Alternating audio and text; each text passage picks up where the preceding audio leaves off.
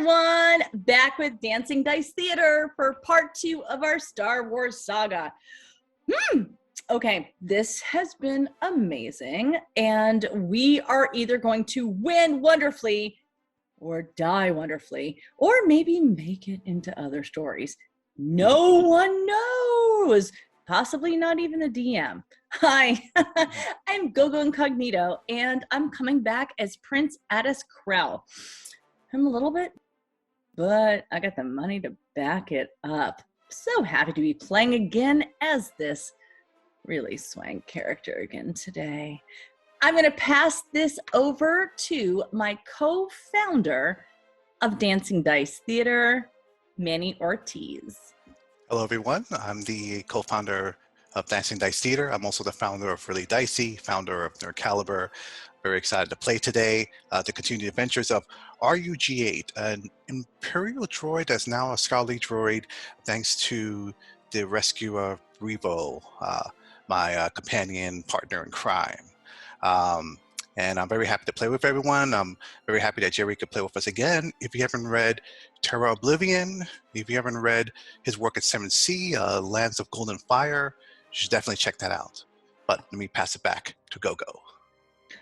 Yeah, we're really, really happy to have Jerry Grayson of Kepra Publishing back with us today because we had such a blast the first go. It was supposed to be a one-off, but we were having so much fun and the story was just kapow. So we made it part 2. We're going to get to him in a second, but now we're going to go to the person that our co-founder, Droid, mentioned, this lovely smuggler named Brevo something or other. May, take it away. Hi, I'm May. I run a board game Instagram account and TikTok called Amira Trash Talk, where we're part review, part sketch comedy. And I am playing Brevo Valdinaldi, the smuggler. I am a little bit vain, a lot of fun, extra, but I'm worth it. I feel like I'm worth it. Well, you're definitely worth some of my budget, I'll tell you that. Anyway, on to maybe a gentler type question mark. Probably not. We're going to Natalie as a gambler. Hello, I'm Natalie Stone. I am a resin maker. I made these cute little earrings, and I might have made the ones Gogo is wearing as well. I am kind of the resident noob here on our channel. I'm the freshest to role-playing games, and today I am playing Jex Rebu. I keep wanting to transpose that. Jex Rebu. I'm a gambler. I'm pretty suave. I'm pretty debonair. I'm a little bit shady, and I have a fantastic mustache. Very good looking. In fact, we may have to compare mustache waxes later, for sure. Okay, let's put a little bit of like clarity and hope into this campaign. We have a Jedi, and their name is Dani. Hi, I'm Dani B. I'm a professional actress, and today I'm going to be playing Ibeya, and she is a Jedi Knight. She's calm, cool, collected most of the time. Okay, so very diverse, wonderful. Basically, we'll stun you with our good looks, like take all your money, but there's a Jedi with us, so it's fine. Let's now meet our GM who made all of this possible because they made this whole game. Jerry, with Kepra Publishing, tell us about yourself, and then please remind us what we're doing with this game. Awesome. Yeah, I'm Jerry Grayson. I've been publishing since 2002. Published games such as Godson Agenda, Atlantis the Second Age, Hellas, Worlds of Sun and Stone, Mythic V6, which you have the Bastion flavor for. You also have Terra Oblivion. And I'm excited actually to come and hang out with you guys. And I really appreciate you guys actually having me here because you guys are an awesome group. You guys are like a supernova, like, you know, that I have to like, you know, hold my eyes open and just have it burned into my soul, who you guys are. And I really appreciate being here. But well, we absolutely love having you. So Jerry, could you give us again just a brief rundown of how this game is played? All right, let me, well, basically with Mythic D6, it's a D6 dice pool system. So you take your attribute plus your skill, you add those together. So if you have an attribute that has 3 dice and a skill that has 4 dice, you're going to roll 7 dice. Of those 7 dice, 1 of those dice is going to be your wild die. So you're going to roll 6 of one die and 1 of another. Roll those, and anything that rolls 4, 5, or 6 is a success. Now, on the wild die, if you roll a 6, it explodes, which means you are allowed to pick it up and roll it again. So if you had 4 successes and your die exploded, then you can pick it up and roll again. And as long as it rolls 4, 5, or 6, that's another success. If it rolls a 6 again, you may pick it up and continue to roll until it doesn't roll a 4, 5, or 6, or actually a 6. However, the wild die is a mean mistreater. And if you roll a 1 on the wild die, you take away 1 of your successes. So that original 4 successes would turn into 3. That's pretty much the system. Everything is basically built around that core, and hopefully it'll be enjoyable for everyone to play as it is for me to run this game. Hopefully. Well, it's been a blast last time, and for people at home who may be watching this one before you watch the first one, we are playing it old school styles with the click, clack, clack. That's right. I've got mine ready as well with the wild that's die. a lot more elegant than my cereal bowl. Yeah, that's right. Yeah, but see, yours is better because, you've actually had cereal in it. When I eat cereal out of this thing, it is a mess. So I applaud you. Yeah, for sure. So again, we are playing old school click clack style. So you will hear the clickety clacks, and just have to take for a word what we get. There is no point in lying in this because it's kind of almost, you kind of can't. So that's a great thing. So, Jerry, would you take us back to where we were when we finished our last episode? When last we left our intrepid adventurers, you guys were conscripted by Major Gaff, who is a rebel operative, to come together and to go on an expedition to find an ancient Sith weapons lab. So basically it was a race against the clock against the Imperials, who were already on their way there. Now, as the adventure unfolded, there was a little problem with a crime lord that wanted to see some of the characters about past business dealings. That drama was quickly averted by the quick thinking group, and you guys managed to make your way off the planet, doing so through an Imperial blockade and basically spiriting yourselves away through hyperspace because of the adept piloting of the smuggler and their friend, the Imperial droid. Once you guys got to your destination, you realized that the ancient Sith weapon facility was on the cusp of a black hole. Using those incredible piloting skills, again, you guys managed to safely make it to the facility, but your ship was damaged in the process, and managed to actually even beat the Imperial expedition there. However, when the expedition got there, their ship was not piloted as well, and their Star Destroyer crashed into the facility. So, when last we left, your orders were to go here, find out what was going on, and then to destroy it so that it would not get into the Imperial hands. And to do that, to facilitate that, you guys were given 2 astromechs, both with Nova Burst bombs inside them. And that's where we are. Both really shady characters. They were. Well, if you they were a lot of fun. Yeah, that's right. Says the gambler. But I did find my notes because I was looking for what they were named, and I did find that I did name them. It's R9D5 and K10D7 were the name of the mechanic droids with the Nova Burst bombs inside them. So, if we're ready to play, I'm ready to. I have one get you question. guys. Oh, please. One of those was destroyed or broken when we landed. Which one was Well, broken? not No. destroyed or broken, but Impaled. wounded fatally. That's better. yes. That's so much better. That's right. Fatally wounded with a piece of shrapnel and debris poking through its main body cylinder. Thank you, Jedi, for telling the truth and That's right. sticking exactly to the quest. Because we still have to get off this ship, but the fact that we might die on it, thank you, Jedi. That's right. Thanks. Thanks. That's right. If the bombs don't kill you and the Imperials don't kill you, maybe the black hole will. Listen.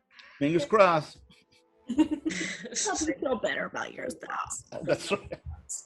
So which of the droids was damaged, did we decide? Let's say K10D7. Okay. Who, if we're ready, we will start the adventure with you guys inside the landing bay of this facility. As I said before, it's this really creepy Gothic cathedral-like facility. So everything here is old, dark, and kind of creepy inside. Your ship smashed up against the wall, sparks coming from the ship internally and externally. As you guys, we'll start with you guys all hovering around K10 as it's laying on its back with this shard stuck through it. It's one blinky eye, blinking in and out, kind of fading a little bit, then coming to, then it fades again, and it comes to its, I need a drink, says the droid, which only Manny's character can understand. As it says, I need a drink and some pizza rolls. Oh man, I could go for something salty. And the other droid, you guys see it's pushing up against it. Little manipulator arms out, and it's beeping at it, cooing sadly at its friend. It's gonna be okay, buddy. It's gonna be okay. I say, I apologize. I am not programmed in bartending. That's okay. That's okay, bro. Just tell J4 that I love her. And its light starts to blink out. Is there anything we can do to not And then- have the light go? Never mind. Just go. Ooh. I'm okay. I'm okay. Where we at? Let's go. It Let's needs go. a drink. Revo, what did you do with the liquor you just took from me? I drank it. God! J4, please. Oh, they're not Right. here. No. Crickets. Um, But what does make a sound is the groaning of this facility. Groans that you guys have heard before if you've ever spent time in space, knowing that the ship is incredibly unstable now. It's, because it's had a giant spaceship crash into it. But it's still livable outside. So what are you guys doing? Unlivable? Oh, it's livable. Well, it still has an atmosphere inside. I'm sure it's escaping in some places. So who knows what would happen if you guys open a door in here? Look around my own vessel, which is called the One, for life abetting helmets or goggles or other kind of gear. Okay. Yep. So are you getting the most stylish expedition clothes that you have? Any of them. Okay. Are they marked by the day? So there's the Monday expedition clothes, the Tuesday, Wednesday, and all those days that come out? Keep it in my closet, GM? Yeah, no, exactly. Well, after the restraining order, no. But, Basically just looking for something that is called, that's like the most hospitable for the most inhospitable. Oh, okay. Dire need. Okay. Does it have a cape? I'm already wearing a cape, but sure, we can have another cape. Fair enough. capes on capes. Yeah, no, that's right. That's right. That's how we know someone's rich. They have a cape for their cape. So. And then I'd also like a cake, but that's neither here nor there. Right. So anyway, expedition stuff, goggles and helmets and things you put over your face to be able to breathe. Okay. What do I find in my closet? You find all of that stuff. You have basically, everyone has a small rebreather that will attach to a little like system on your belt. So there's actually a utility belt thing that you guys would wear that actually connects to the rebreather, kind of like what you guys saw in Empire Strikes Back when they were inside the belly of the beast, something like that. K10 has been propped back up and, being pushed along. You guys can actually see the readout on him is really erratic.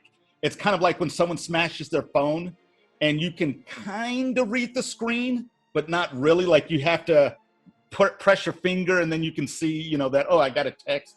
But it's kind of like that on his readout for the Nova Burst bomb. So you're not quite sure what's going on with that. R9, his is fine. His is basically ready for you guys to basically activate. And the one who's not Kaputsta, his name is K10D7. Yep. Okay. No, K10D7 is the one that just died. It's R9D5 that's fine. Yes. K10, Oh, I thought. Yeah, K10 is still active. He's just sporadically. Yeah. He's having a time. Yeah. Grady, can he be fixed? How long does he have before it flatlines? Not long. I am more concerned that his system is so damaged that it may activate the bomb that he may have within. I would like to see if there's a way I could remove that from this robot. Okay, well, give me a technical plus no roll. And you're going to need 3 successes for that, if you would, please. Okay. So roll those bones. All right, 7.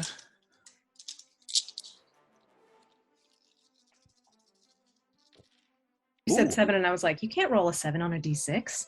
That's right. You can if you're Manny's character. 23, 29, but I rolled a 6 on my wild die. Oh. All right, 33 for the first one. Well, not a 33 because you're only counting successes. So anything that rolls a 4, 5, or 6, you count as a single success. Don't sum up the dice because honestly, I can't count past 21. And that's with my shoes off. Oh, sorry about that. I confuse it sometimes with the old school West End. Yes, absolutely. Oh, so in that case, I have 4 successes. 4 successes, and you only needed 3. Okay, so this is what you know. Any strong jostle will probably set this Nova Burst bomb off. So you look at it like, you kind of open up his chest, and other stuff starts to fall out, like stuff from, gosh, I can't remember the name of the characters now. Let's see. So, yes, Prince Attis's, some of the trinkets from Prince Attis's house fall out of the inside of this thing. And it says, I was going to return those. My bad. But yes, you see the Nova bomb in there, but it is got like that piece of shrapnel kind of pushing it to the side that's sticking out of its chest. Not to say you can't take it out. Grady. Thank you. These belong to my great, great, great, great grandmother. And they were part of my will. Is there anything that can be done to stabilize the droid? To make it more comfortable or to make it less volatile? Make it less volatile. Oh,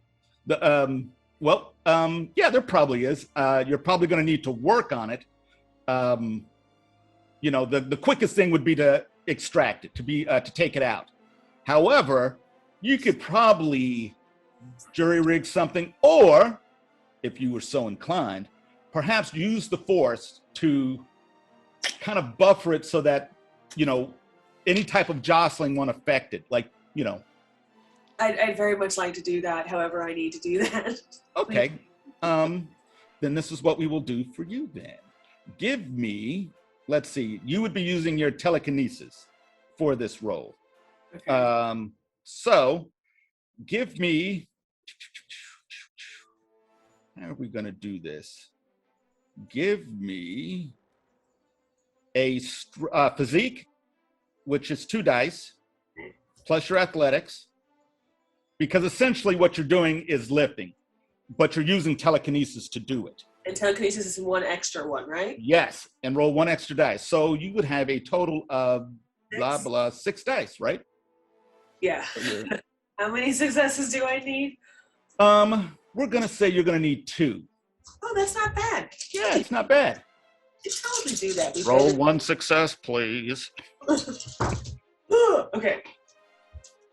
1, 2, 3. 3 successes. Okay, so Ibeya reaches out with the force, lifts K10 up, and K10 is now doesn't jostle as much.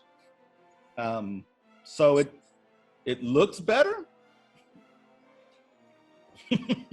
I feel like I might have done a good thing, but we should probably move quickly. Yes. Oh, one thing that I forgot to remind you guys of that I reminded you, I believe, at the end of the last game was that Ibeya actually sensed the presence of some type of malevolent force upon that the Star Destroyer that crashed into this place. So there is some bad mojo going on over on that ship. There was a disturbance, which, you know, kind of feels like a little butterflies in the tummy or something. I don't know how, you know, your disturbance in the force feels, but that's the way mine would feel. I'd be like, ooh, either bad Taco Bell or there's a Sith around. And it was on the ship that crashed into, not the one. Yes. Okay. Well, this ship, everyone here feels a foreboding and a sense of dread on this ship. However, there was a little extra that came along. So, you know, a little icing on the cake.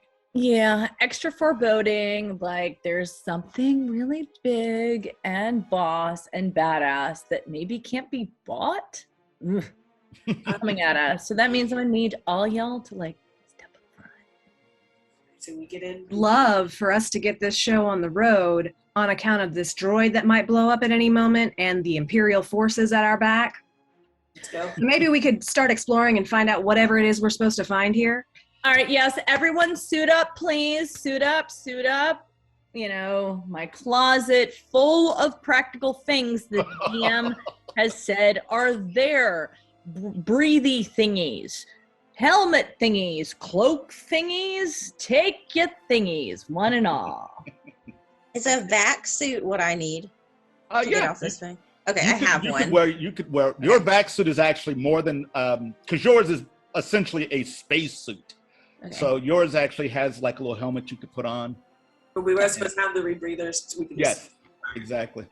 All So right, I'll put on my rebreather and find the most expensive looking cloak that I can get my hands on. right.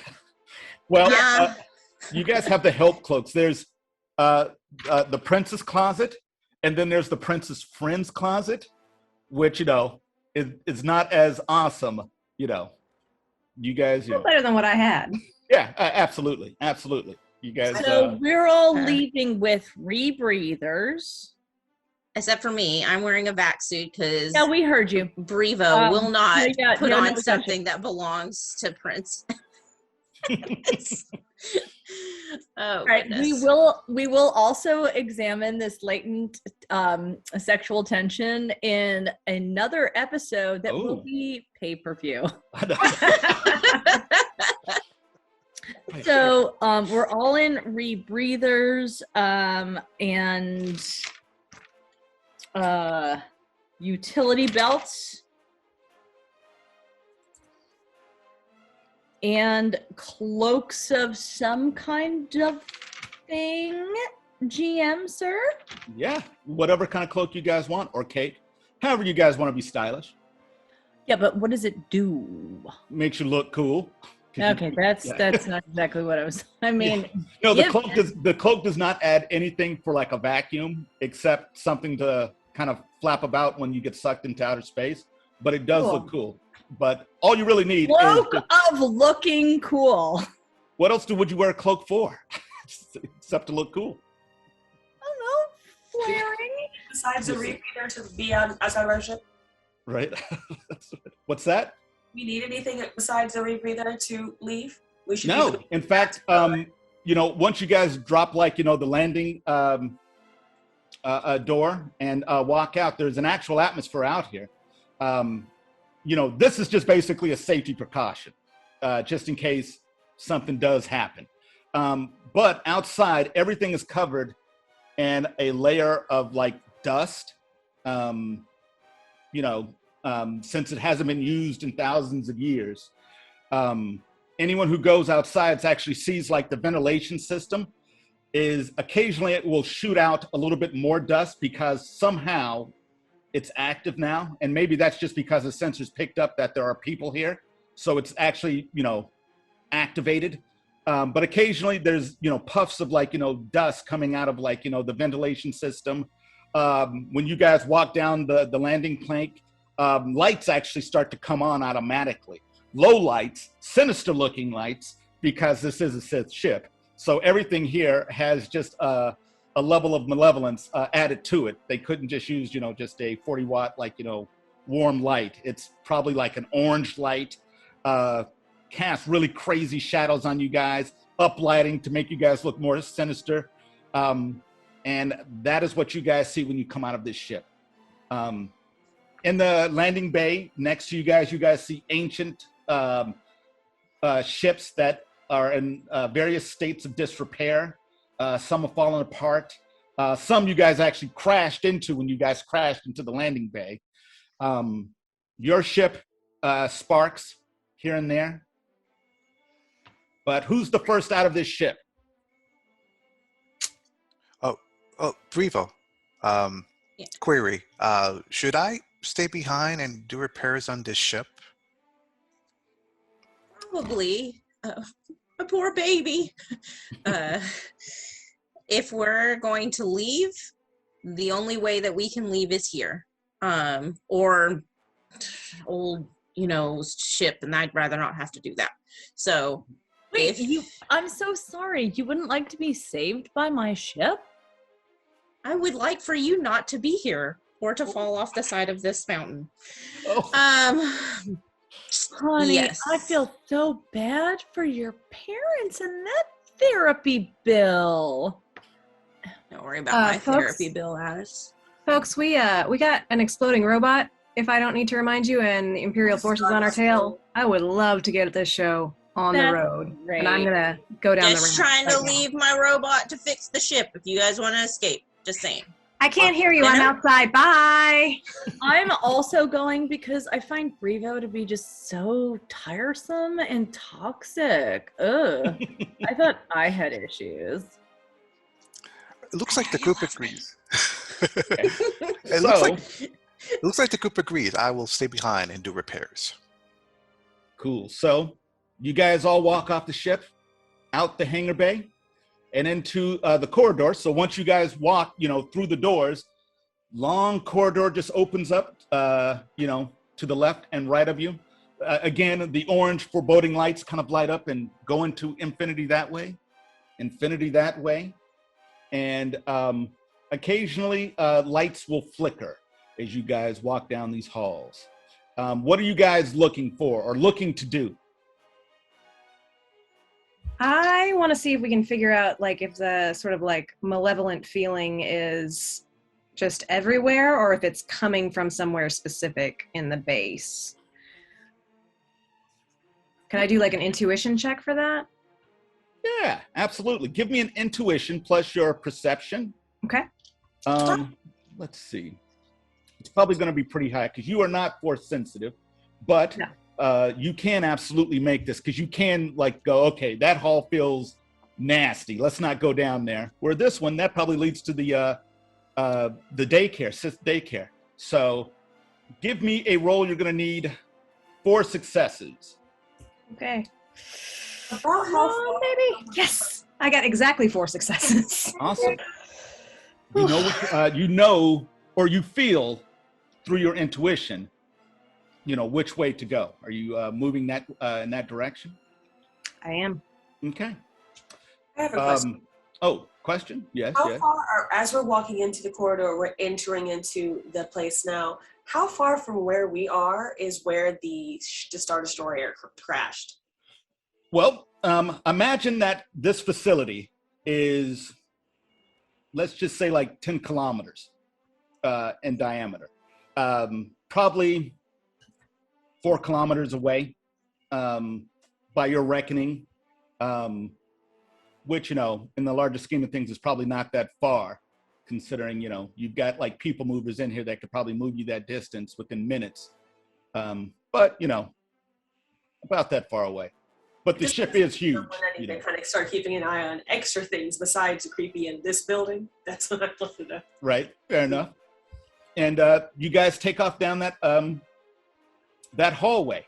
And occasionally you guys will see a pool of liquid pooling, maybe condensation coming out of some type of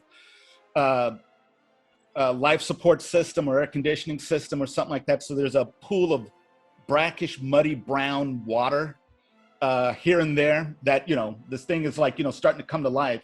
The area in here is really crisp and sharp. Kind of like if when you go outside and it's winter, the way the air just feels sharper than it does during like the spring or the fall. And you guys move on down that hall. Everyone here give me a perception roll. You need 3 successes. So I need perception plus investigation, please. Gonna need 3 successes. All right. Can you give a quick reminder exactly how to do that? Roll, let's see. Let's take an example with the prince. Let's look at the prince's perception. Blah, blah, blah. Okay, so the prince has a perception of 4 dice plus 2, plus an investigation of donut. Wait, perception? So, perception. Wouldn't that be spelled P-E-R? Oh, that's right. I'm looking at your presence. So your perception. Thank you. Okay, there we go. 3 dice, and you don't have any investigation. So you need to roll 4 5s and 6s on those 3 dice. I have 1 success. Okay. 1 success is good. In fact, that's a noble success. However, not good enough to make the rolls. But good altogether. 2 successes, 2 successes. 3 successes.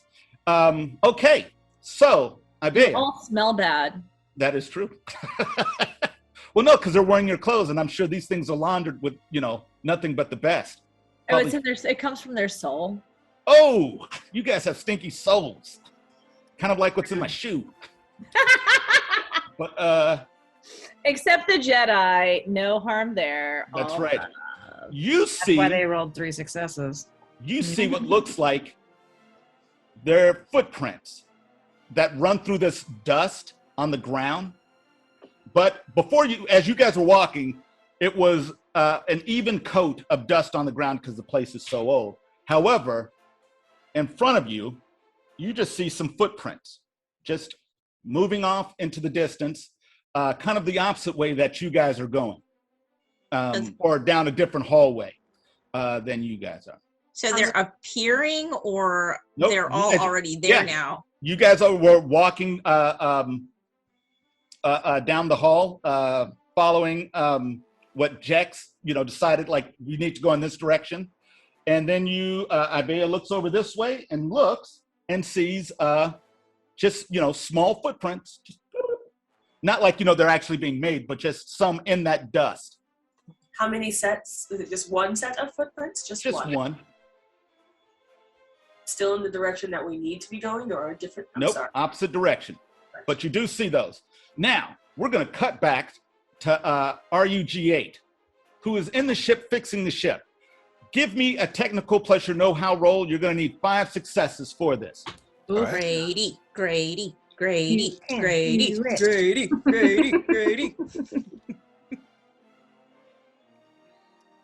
5 and 6s, right? 4 5s and 6s. I got 5 successes. 5 successes on the dot. So you're outside the ship, fixing the ship, putting it together. So you're out there tinkering, doing mechanical stuff.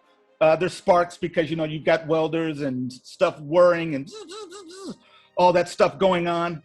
And then the doors open and you hear people coming in. You have a ship here. And you see 2 stormtroopers coming in. Oh, When you say see them, like not like on a screen or just... No, you're on top of the ship. Just imagine you're on the top of your ship fixing the air conditioner unit. I'm not sure. You're putting Freon in it. I don't know, but you're fixing the top of the ship, and as you're fixing it, you're like, yeah, just fixed it. Roll 5 successes. Boom, and then you look over, and the doors open, and you see 2 stormtroopers come in. They've got their carbines in their hands.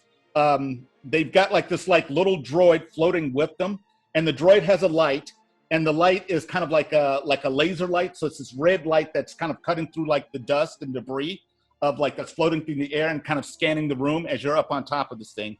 And you hear them saying, we found a ship here, sir. Does the ship have any internal defenses? I don't know. Does Brevo know if the ship has any does it? Or actually, it's your guys' ship. Does it? Yeah. I mean, they're probably not very prodigious. However, you guys might have Also, my ship is in the bunker of Brevo ships, so. Yeah, your ship has its little security system on it. But do you guys have a security system on the ship? You guys tell me. Of course, we have a security system. This is not just anyone's ship. This is my ship. Okay. All right. Is it a lethal system, or is it just basically that ding dong that you got on convenience stores when you walk in? It just meow meow. Or is it something where a gun comes out and starts disintegrating people? Yeah, it's the inside of your own ship. I know. That seems I belong here. No, it's more like an alert. It's not. It doesn't have anything lethal in it. Okay, so maybe it shocks them a little bit, it gives them an owie. Need to put in the code. Yeah. The light tasing. Yes, a light tasing. Brevo. Yeah, that's a good Friday night. But all right, so I want to hack into our systems and activate the internal and outside defenses, so that when hoping if they escape out of there, they'll get blasted. Okay. And also, I'm assuming I have some sort of communications. I do want to alert Brevo that, we have unwelcomed visitors. Absolutely. Yep. So you've said that. Give me a reflexes, and you don't have any stealth. I'm assuming you're trying not to be seen. Yes. Absolutely. Give me a roll using your reflexes without, you don't have any stealth, so sorry for that. That's all right. That sort of makes sense for this droid. All right. Rolling 2d6. 1 success. Okay. That is their difficulty to see you on top of the ship. So they start moving toward the ship, and I'm going to roll my dice. We'll make that rolling noise. I missed the bowl. Okay. And they rolled a number of successes. I'll tell you about that later as we cut back to the group as they go down this hall. So, you guys are moving down this hall. You guys see the footprints. What do you guys do? Who is in front? Jex, and I'm behind Jex. Oh, actually, marching order. I like it. That's fine. I'll come up after Jex, putting Brevo in the rear. Okay, how do you put Brevo in the rear? I shove my butt in front of. Oh, fair enough. So you get bogarted out of the way, Brevo. Do you mush as well? Do you do the mush? No, the prince is too highbrow for mushing. They just That's right. lied. And how does Brevo? I glide in there. I just glide in there. Okay. Yeah, you don't even see the prince's feet moving. It's just a smooth glide. How does Brevo react? Does Brevo just give deference to the prince because this is how the prince acts? Just any excuse to touch me, right? Just any excuse. And then I fade back and kind of try to turn to make sure that nobody's coming up behind us. Okay. It's fine. I just put my hair. Going in the direction we're still currently heading. Okay. Oh, are you? I'm asking. I know you said there are footprints going the opposite direction. Is there any footprints heading the direction we're currently heading? Nope. Okay. Where are the droids that we're taking? Are they in between us? Or is one of them levitating above our heads? Mm-hmm. Yeah, one's levitating and one's just kind of rolling. beeping and no one here, probably maybe Ribbo, you might understand binary. But everyone else, you guys just hear the beeps, just, the beep, beep, boop, beep, beep, beep. Can I check the droid to see if it has coordinates of like where in this facility we were supposed to take it to explode it? It does not have any, because that's why they were given to you. You guys, pick the place where it will do the most damage. Now, these things it's essentially what you guys have is the warhead of a missile inside of these astromechs. So just imagine something that a capital ship would shoot at one another is inside these astromechs. So that's what you guys have. Something that, especially on the inside of a ship, will do a ton of damage because you don't have shields or armor plating to mitigate any damage. Okay, I understand. So Jex was just trying to like navigate us to the spot that we had previously picked to drop these guys off. All right, got it. Perfect. Okay. You guys continue on, and you guys see a few bodies. You walk through a hallway, and you see on the side in these like capsules with only their face exposed are these mummified bodies. And it just lines the wall as you guys walk by these horrific, they're, all like, they're, no one's smiling as, but they're all just kind of dead along the walls. Wait, are they like in that calcium carbonate situation? No, because that would be less fun for the Sith. Basically, these are pain amplifiers lining the walls just so you could torture people on your way to work. So there's just pain amplifiers on the sides of the wall. So kind of like if this was medieval times, the way you would see people in stocks, these are the equivalent to stocks as you guys walk down this hallway. Oh, hey. And they are all dead? They all look dead. I mean, they look dead. Like, they're not dead, but they're immobilized? No, they kind of look dead. They're desiccated. They're mummified looking. Oh, that's disgusting. Faces twisted and horrific grimaces of pain. It looks like it's a bad scene here. It's a completely bad scene as you guys walk down a hall, and you guys down this doorway, and doors open, and you see what looks like a huge archaic lab facility. And there are different, it's crazy, just a plethora, a virtual cornucopia of different weapons and other strange items in here in different stages of development. Oh, did you say weapons? All sorts of things. Like, you see knives, you see sticky things, you see shooty things, you see... I'd like to investigate the shooty things, please. I thought she was going to say the sticky things. Sticky things. PG show, more about you than me. But anyway, That's the right. shooty things, please. So the prince goes over to investigate that. What about Jex? Where's Jex going? I want to check out and see if there's anything that is like technology oriented that might be still functioning. Okay, that's what you're doing. Ibeya? Ibeya, because I have Whammy the droid, when I walk, is it behind me? Is it just kind of following me as I move? Yeah, well, you control where it goes. Great. I just want to make sure that as I go, at least I've got one that we know we have in control. I would like, if we're in a lab, I want to see if there's any research that I can look into, see what was going on here. And Brivo? I'm going to kind of stand near the door and kind of just watch everybody's back because I see them all kind of scattered to look at things to make sure that, while they're investigating, nobody's coming in the door from behind us. Okay. So you're doing that, and the other droid, R9, stands next to you. Okay. And he wants to confide. He says, I know that me and K10 we're destined to go out like G's, but I don't think K10's gonna make it. K10's all the family I got, man. I don't know what I'm gonna do. I don't know. Well, little friend, we're gonna try to get you both so that you can be together in the droid afterwards? What? Okay. What do you all believe will happen afterwards? Well, he says, "Well, I'm Lutheran, so I believe that." And goes into his droid belief,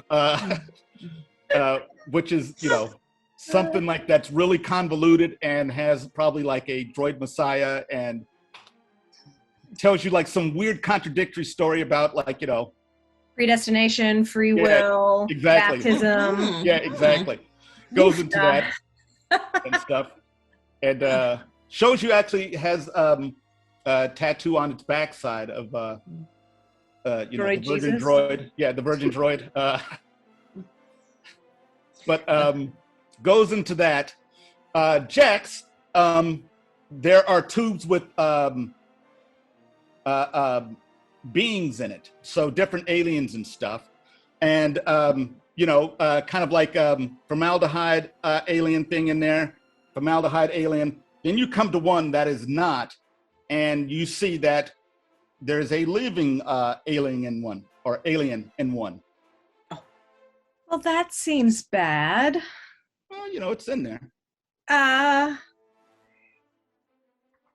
would I see if I know anything about what this being is? Like, is there a check I can do for that? Do I recognize it? No, you can, about what type of being it is or who this person is inside. I mean, I'd love to know both, but Okay. There's a readout, like kind of like on the site that's giving all of its life signs and things of that nature. Probably has a name on it, and a lot of the technology is fairly simple. Over the course of thousands of years of this, galaxy-spanning communities, things have become kind of everything is got essentially the same kind of, like, you guys know how to use stuff. Yeah. Just because everything has to function this way so that everyone can use it. Sometimes there's issues with appendages and tentacles and stuff, but it all functions pretty much the same. So you guys can push buttons and figure stuff out. So you do find out that this is a research scientist. It also says prisoner. So research scientist / prisoner. It says that on it. So that's what you find there. Okay. The prince, you find these really crazy looking weapons that look like they attach to the person that is using them.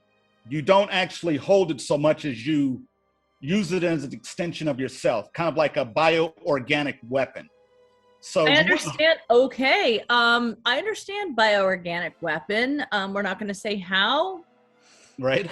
Let's just go with the fact. This is a little meta right here. I'm sorry, folks, but little meta right here. I do.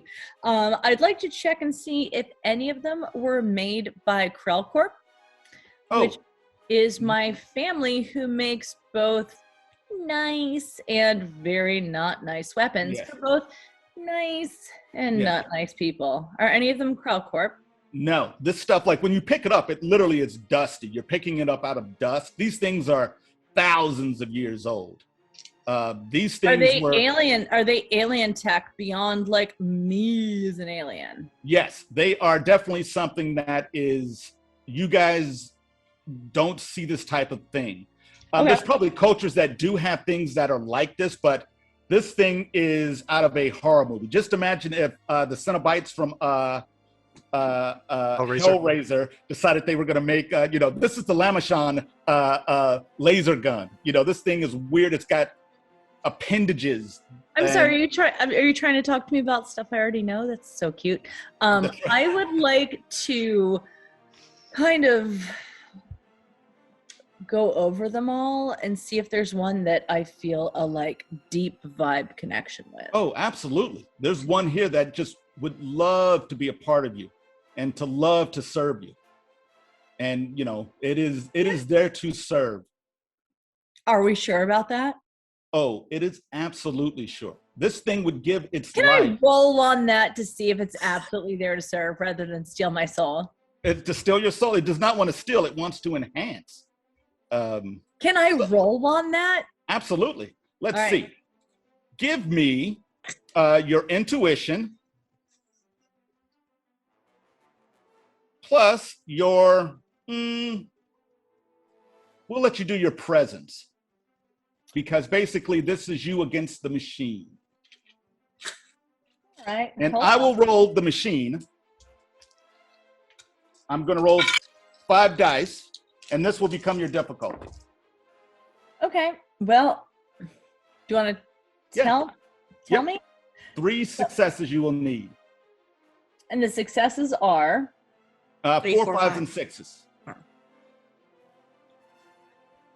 okay. I have only 3 successes. 3 for- successes. This is a thing too. Maybe it's we went over it probably the first game, but you guys also have hero points. So let's say, for instance, you guys aren't sure about your rolls. Although you got 3 successes and you needed 3 successes. Let's say, for instance, you only had 2 successes and you wanted to kind of beef up this roll. You can spend hero points. And just for an example, the prince here has 8 hero points. If you look at the bottom of your character where it says derived attributes, there's SP, which is how much damage you guys can take, your stress points. Hero points are HP. So that's how many hero points. And you can spend up to 3 at a time. And those are 3 additional dice that act as wild dice. So if you roll those dice and they explode, you can get more bang for your buck out of them. So not to say you need to, just that you can if you choose to. However, Can I? well, not necessarily. Oh, you can if you want, but you had rolled 3 successes, right? You succeeded already. Yeah, you've already succeeded, so you don't have to. So Okay. what you get is that this thing does want to become a part of you. It wants to integrate itself into you and to serve you, and that is what it's here for. Well, that's absolutely speaking my language. Absolutely. I It know. just- Part of me is like, get in line. And Right. the other part of me is like, well, you're already here. That's right. And I might need you. So, come on. Awesome. So you put it on, and this thing kind of wraps itself around like your forearm. And at first it stings a little bit, but then it kind of feels good. It's kind of that kind of hurty, feel good feel, like when you've got like an itch on a scab or something, and you just like, it's like, oh, this hurts, but ooh. Oh, I let's like- talk about something less disgusting, like eating sriracha. Oh, it's so True. spicy, but it's Well, that's what you're going to have to feed this thing because it is hungry. But then, fine. I'll get you you will- some hot sauce. that's kid. right. Ibeya, you were looking at other technologies. And this place is full of it. I mean, you guys, when you're in here, you see that there is research on any way imaginable to murder someone, how to subjugate people, how to disintegrate people, how to partially disintegrate just so it hurts even that much more. Just horrible, horrible weapons. And everything in here has an accent of pain to it. Like, it just doesn't want to kill you. It wants to hurt when it kills you, you know? Are any of these things new things, though? Oh, no. Nothing in here is new. Nothing in this entire facility. It's all old. So this might not be what we're looking for, because I want to make, this might not be Well, the area. I'm assuming. Well, You what guys is- have found the research facility here. You guys are in a This is it. research facility yeah. inside here. So yes, you guys are in this huge room, and the room is probably about, it's octagonal, and it's probably in diameter maybe 100 meters wide, and there's multiple levels to it. And you know, just imagine if you guys were, it's almost like being in the atrium of a mall, if the mall was put there to murder people. So you know, it's like you know, I want to go get something out of the section for human deprivation. I'll go over here. You know, I want to, you know, that's what you guys are in. Gotcha. But while you guys are letting that marinate, oh, did you have something, Ibeya? If this place is thousands of years old, but there was somebody alive that Jex saw. So I'm just going to now in my brain figure out the best place to leave my friend. Okay. K10. So I'm just Okay. gonna be, like, Okay, walking so you're looking around. for a place. Okay, so that's what you're doing, and then we will cut back to RUG-8, who is on the top of the spaceship, which is pushed up against like the hangar bay wall. 2 stormtroopers and a little like scanning droid are moving in. And they go inside the ship, like, we're going inside the ship. You know, stuff being, you know, communicated back and forth. Now, refresh me again. What was your guys' security system like inside the ship? Light tasing. Yeah, it's just like a little electric field. Like it's like Oh, yeah. Light tasing. They get a light tasing. it's just gonna like inside. make you wet your pants and embarrass Oh, yourself. So you have to go sparkle. like. Well, Okay, well, that's luckily- a little more than light tasing then. That Yeah. is light tasing plus humiliation. Yes. Well, luckily, Stormtroopers wear those little white diapers. So they are equipped for, having... They're not very absorbent, though. No, They- they're they- not. Come on, those are cod pieces that don't even connect in the back. Don't even try us. You know it smells in there. Like once you've got, it's like just fermating. Yeah. Well, it smells like sad person plus Axe body spray, because that's all the Empire uses. It just smells like a gym, like their own Yes. personal gym, just after Exactly. this all the True. time. Okay. It's just bro despair. True. Oh, despair. Um, That's it. Manny, please roll 4 dice for me. And that's going to be the difficulty that they're going to have to resist as they walk into your ship. Do good, Grady. And I will Don't roll my die. dice. My wild die exploded. Awesome. All right, 3 successes. 3 successes. So these Stormy Troopers will have to beat 3 successes in order to not... actually, they have a little bit worse. So it's not 3 dice they're rolling. They're rolling 2 dice. Ooh. So you've got 3 successes, you say? Yes. So the first one, okay, he got 2 successes. The other one's wild die exploded, so that's 1.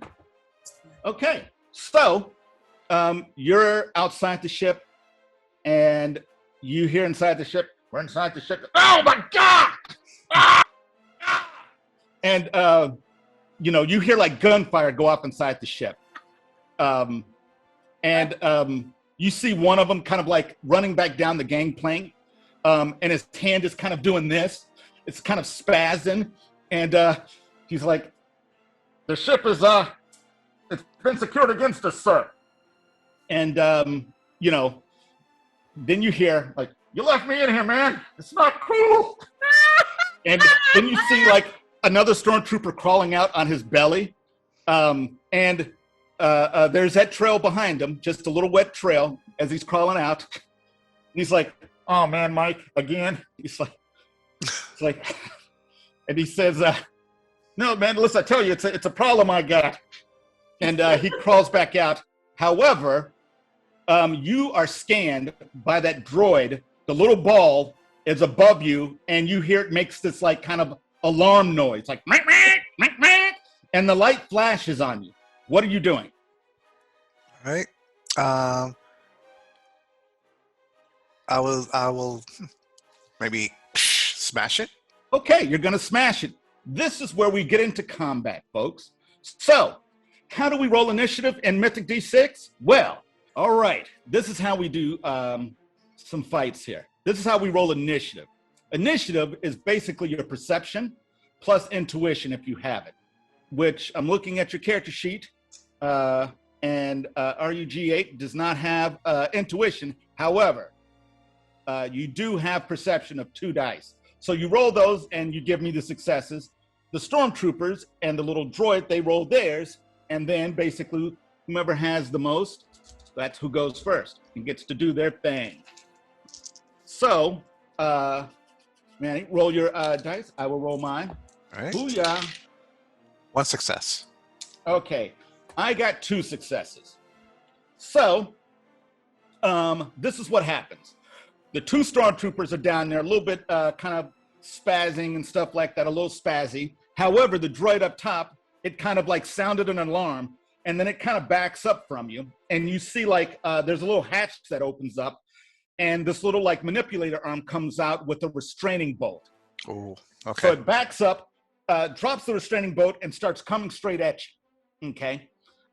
Now, you can rely on your passive defense, which if you look down at your derived attributes at the bottom, your PD, or your PDV is a 1, meaning I need 1 success in order to, attack you. However, you can do an active dodge. So you don't, instead of using your passive defense, you can roll your evasion plus your reflexes, and that adds to your passive defense. So you have a base of 1 right now, but by rolling dice and taking an action, you can actually increase that if you so choose, but that's an action. And you can take as many actions as you would like to take. It just gets progressively harder as you do so. So what would RUG8 like to do? Well, definitely dodge it. Okay, so give me an evasion plus your reflexes. Okay.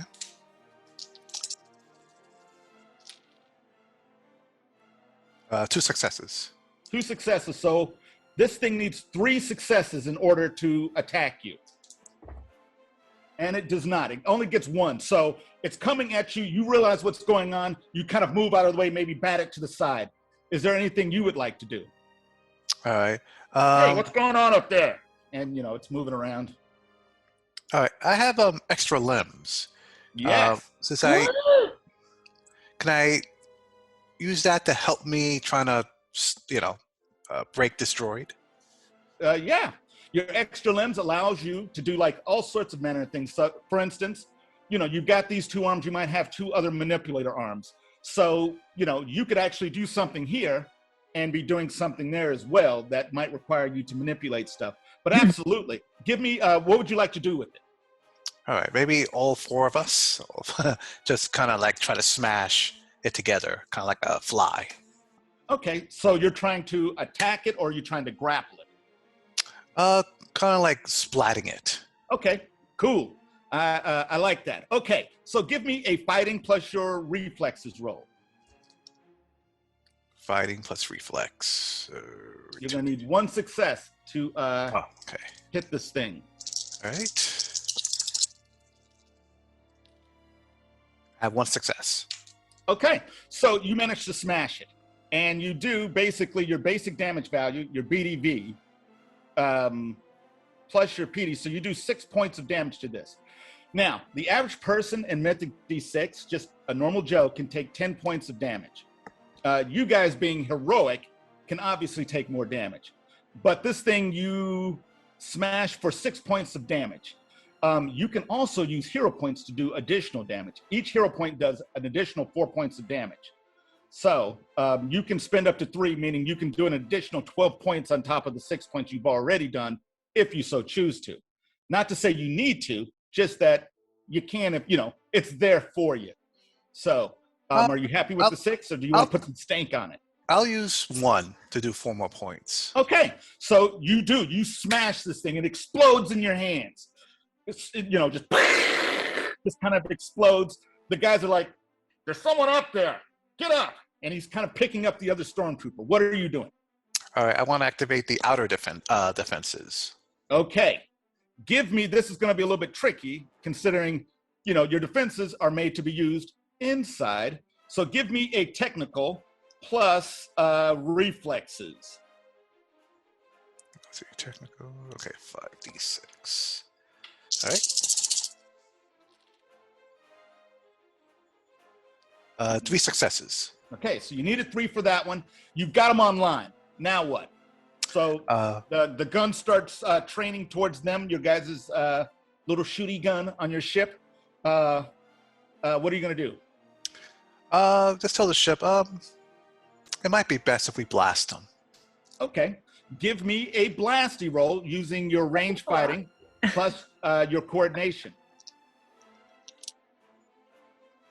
Right, range. Oh, don't see it on your character. Yeah. Give me a coordination roll. You're All not built for murder. You're a lover, not a fighter. That's true. Ooh, wild die exploded. Wild die exploded again. It keeps going again right, until it stops. Yep, right? just Okay. keep going. All right, that was 3 successes. That is awesome. You, the gun swivels and shoots off a couple like blaster bolts. Now, these blaster bolts are meant for other spaceships, not for little guys in white diapers. So when it hits them, it obliterates them. It is a huge explosion, and it actually takes out some of the hangar bay as well. And your ship kind of rocks back again. So Oh, boom, the ship kind of like rocks. It was like tilted up against the wall this way, and it kind of falls back into the hole this way, and you kind of slide down, and there is Stormtrooper everywhere. It's going to be hard to get this stuff out. I would probably suggest using like, some type of like simple green or something like that, but whatever like your household remedies are. So, oh dear. back- I wonder if I went too far. yes. Back inside the research Oh facility. my god. That's so good. Oh, man. That's right. Blowing up stormtroopers. Back in like the mall of like mayhem and mutilation, what are you guys in there doing? So I'm looking at our research scientist / prisoner, and since I know that they're alive, I'm going to turn and tell the group, I'm like, this guy is alive, and he was a prisoner. I think we should get him out. Are there directions there to show you how to do that? Yeah, there's absolutely. You guys just push a couple buttons. I'd love to have somebody else like out here on our side, and I think that would so help our cause once we get back to be like, we liberated this whole Person. person. Pretty sure we're 100% just here to blow up a base, and we don't know who that person is. We also don't know what they were doing here, and I think this person would know, and you guys can just kill him if he's a problem. That's very He was going to die anyway. Just volunteer us to kill people. You're not I'll paying me. kill him. I mean, even if we didn't kill him, the Nova Bomb would have. So it can't hurt to take them out. No, They didn't die. let's take them out. Let's explore the possibilities. Again, I can see this all in headlights. Right?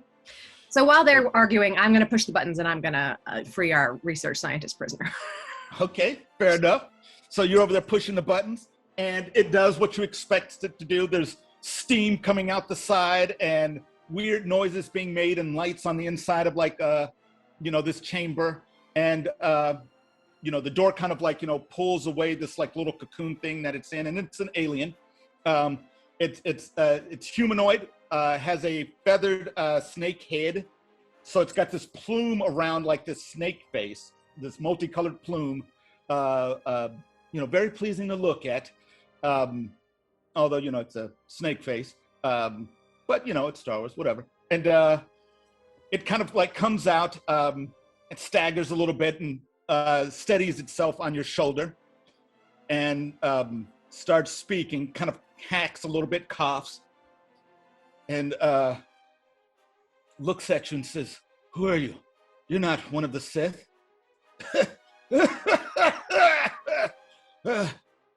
Definitely not. We're part of the rebellion. Who are you? A rebellion. What are you rebelling against? It's complicated. Long story short, mostly the Sith. Who are you? Says I'm a Dengaris. Dengaris the Maker. That's so nice. What do you make, Dengarth the Maker? Dengaris the Maker. I made a deal with the Sith so that my people would be left free. Well, And I was taken here to make things for them. Mostly, unfortunately, weapons of war. I feel, like this? ooh, yes. Eee. You don't want that attached to your arm. And you hear inside your head, Prince, you do want this attached to your arm. We're together here. I'm with you 100%. All right, But- well, the prince likes flattery, so we're keeping the arm. That's right. And when you think about it, you're like looking at your arm. Which arm do you have it on, by the way? On the right arm. Oh, look at those guns. Man. Oh, would you want to see closer? Oh. Whoa. You guys Good better definition. Okay, Yeah. there we go. We're done. get her to the veterinarian because those puppies are sick. There you go. That was my joke. Thank you. I'll be here all weekend. Try the veal. But anyway, Dengaris, he says, I've made quite a few weapons of destruction for my Sith masters. Where are they, by the way? And he kind of looks around. See all that dust you're looking at? Ooh. Good chance they're part of that. I don't say that to them. I say that out loud to myself because I'm not close to them. But that's what my response is to what he's saying. I'm deeply grateful for your liberation. But I've done many things that I'm not very proud of. Many things that have killed many. That sounds very intense. Listen, we're kind of in a hurry. We have to blow this place up. Is there anything we should know about before we do that? Perhaps my last weapon. And he kind of like stumbles over to a chair and sits down. Kind of more like he slumps in the chair, tired. Looks over for like his coffee mug and looks in it with all the dust and, just pushes it to the side. My last. I poke Brevo when he does that and say, give him something from your flask. Why? Because he's already tired. Flask? Why would it help if he was drunk too? Gonna give him some of that juice. Here, I'll take it out and pour like a little bit in there, even though it's dusty. Yeah, it kind of makes a murk. A murky like a paste. A paste, but you know what? Dust and whatever that was. Yeah, he just kind of drinks it down. Woo! And yeah, you see like his plumage kind of like, kind of quivers a little bit. Strong stuff. However, as I was saying, my last greatest creation. He takes another sip. I was tasked by my Sith Lords to create a device that would subjugate, that would control. We had already made weapons of destruction, things that would tear apart beings on a molecular level, disintegration, things that would harm, maim, but nothing that the Sith could use to control the people, lest they have an entire galaxy of just desolation. Yeah, that sounds bad. Like, is it here? Can we make sure we blow that up first? If it is here, I would like you, as a gift to me, to allow that thing to go free. My greatest creation. We can talk about that once we find it. How about you show it to us real fast? Ooh, yeah. It says, come with me. And he kind of gets up and, kind of lifts to one side or the other and says, it's in another facility. Not here? No. These are but simple creations for destruction. Great. So we can blow this one up now and get out? Oh, absolutely. There's nothing here I would like to see ever again. Sounds good to me. What do you guys think? Oh, it's in another facility in this building. Oh, yes. Oh. This is starting to feel kind of personal. Like, aren't we supposed to just, like, I don't know. I mean, but don't you think that there's an Imperial Star Destroyer here already. Should we pretty much work pretty hard not to let them have this particular thing? How far away is it, Den Gareth? It's down the hall. It was an entire facility I had built for my creation. How long is it going to take to walk there? Not very long. Not very long. Brevo, please give me a perception roll plus investigation. As all this was happening, I said a while ago I was looking for the best place to leave my droid. Have I found a place for that? Oh, yeah, absolutely. Good. You've absolutely. Do you set it down? I am probably going to set it down, and if we're going to blow this place up, I'm going to take off that buffering effect once we decide if we're going to blow this place up. Beautiful. Okay, you needed 2 successes, and you got 3. So you set that down, and Brevo, down the hall, you see the hallway lighting up again as other people are moving down the hall. And you see, what you see is a group of stormtroopers moving, and they've got like these little floaty like droid things that are moving. Mm-hmm. And you see one person who looks completely different. Not dress regulation for an Imperial officer or anything like that. They're wearing really long leathers. It's a female. She's got this really ornate hairdo where her hair is braided and it comes up like horns and comes back down and is braided and severely like kind of like kept that way by these like brass rings that are in her hair. That's a Sith. Well, could be. Cool hairstyle. In her neck, she has some of those same brass rings stuck through the skin. And also in her arms and down like her fingers. You see this. And she's wearing all of red leathers that drag behind her. It's like she's wearing like flared bottom pants, but the flare is ridiculously long. It's in fact too long to actually be reasonable, but because it's cinematic, it works. So she's wearing bell bottoms with a train? She's wearing the bell bottoms with the train. I like she's it. Also, I like the idea of this. And I'm just worried that she's going to catch something. She's going to have one of those piercings at like hip height. Absolutely. And a doorknob, you know? And you see like she's got her midriff is bare, but along like her her belly, she has these, they look like wooden tubes that, you know, like here, here, here. And it's like a belt, like a, it's not really a corset because it's not to hold anything in. It's just, they're handier here. So that's what you see coming down the hall. Can she see? Oh, I guess I don't know if she can see us. All right, we have company. You, Tube Man. Let's boogie. Where are we going? Yeah, let's get out of the way of the set. Beep, beep, beep, says the droid that you just set down, Ibeya. And it's beeping, and the other droid kind of moves up to it, and they're beeping together. And then, oh, go on. I'm sorry, how far do we have to be to not be destroyed by this bomb? Like if I set it off, we're still within range. So I don't want to Oh yeah, you will be within range for like, probably like a couple 100 meters. Okay, well then I'm not going to set it off because we are all way too close. Right. If it was just me, that'd be different. But if it's if it's all of my team, I'm not willing to set it off. Oh, I'm too pretty to die. Does it have a remote detonation? Yeah, it's the droid. The droid will detonate itself. This is even the one. And the droid is with have that option, right?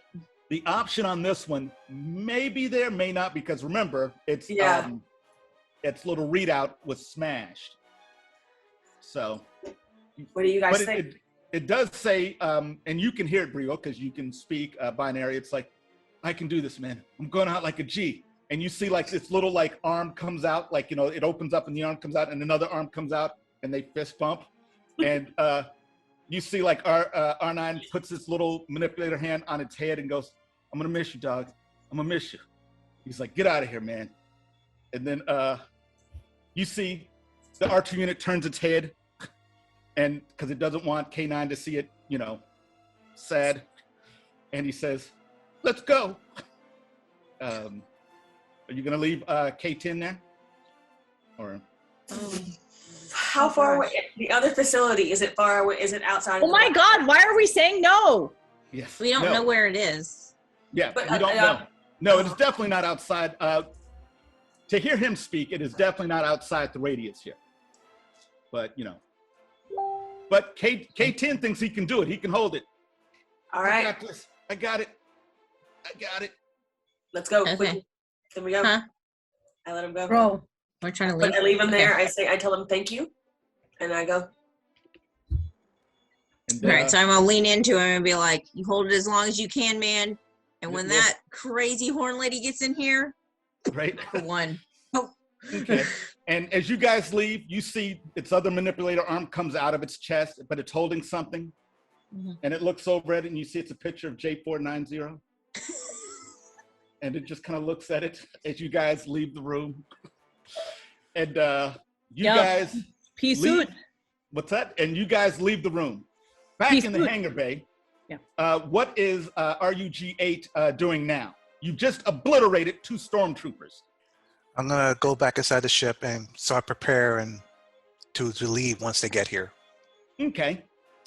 You're going back in. You're trying to right the ship, testing the engines, firing them up intermittently, but you're not like, starting up everything, I'm assuming, just making sure things are intact. Smooth. Okay. Doors open again. This time a couple more stormtroopers. However, in front of them looks like an Imperial officer. One that you recognize named Captain Vril. Oh no. Who you used to work for at one point in your storied career as an Imperial droid, and comes in and looks over at the ship and starts barking orders to these guys. You're in your ship. What are you going to do? No, they're still outside the ship, or are they coming in? They are absolutely outside the ship, but they are in the hangar bay, and you see they're coming in. You see like a couple like heavier troopers, like they've got equipment with them.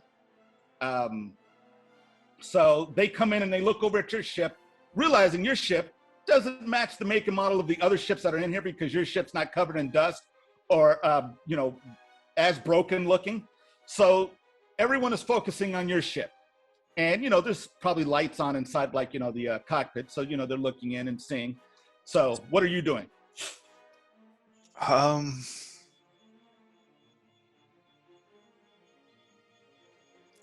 Let's see. All right. I would activate the outside defenses.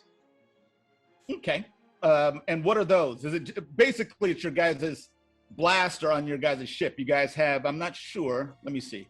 I have it written down here, but I think I gave it to you guys as well. Your guys' ship has a gun on it that I can't seem to find. It says BDV 12x2. Yep, the and weapon. You guys got side turreted blasters. So you have blaster turrets on either side of the ship. So your ship's turrets are coming online, I'm assuming? Yes. Okay. You see they're putting down equipment and they're putting up force screens. So they're putting up force fields. It's basically the guys who come in with the equipment, they set it down and you see it's a droid. And the droid, and you've seen these droids before, their dedicated purpose is basically just to make a force field. And they put down that droid as a force field and they start moving towards your ship. Well, first I turn on my communications and I reach out to Brevo and I say, Brevo, I believe I have a situation here. What's the situation, Grady? There are stormtroopers outside with force fields and they're making their way to the ship. The ship is repaired, but I do not think I'll be able to hold off long against them without destroying everything around me. What is your suggestion? Did you already turn on the outside defenses? I have turned on the outside defenses. Just had to ask. I assumed that you did. I guess we're headed towards the back exit of this building. You could get into Prince Attis' ship and come pick us up. Yeah, you can try that. Gotta wash the bad taste out of your mouth. No, it's not how they really feel. Oh, that is an excellent idea. That actually answers my second question about getting a mop. Now we don't have to worry about that anymore. All right. I shall do your suggestion. I will keep using the outer defenses while I go to the other ship and come meet you somewhere by your coordinates. Yep. Thanks a lot. Attention. Whoever's inside that ship, power down your weapon defense systems and come out with your hands up. This is Captain Vril of the Imperial Star Destroyer. He can't remember the name of it. Hold on. He says it's around here someplace. It is. I've written it down in my notes. He says, hold on. It is. What the hell is the name of this ship? It's got a really harsh and bad sounding name. Very Imperial. I can't think of it right now. He says, I can't be bothered.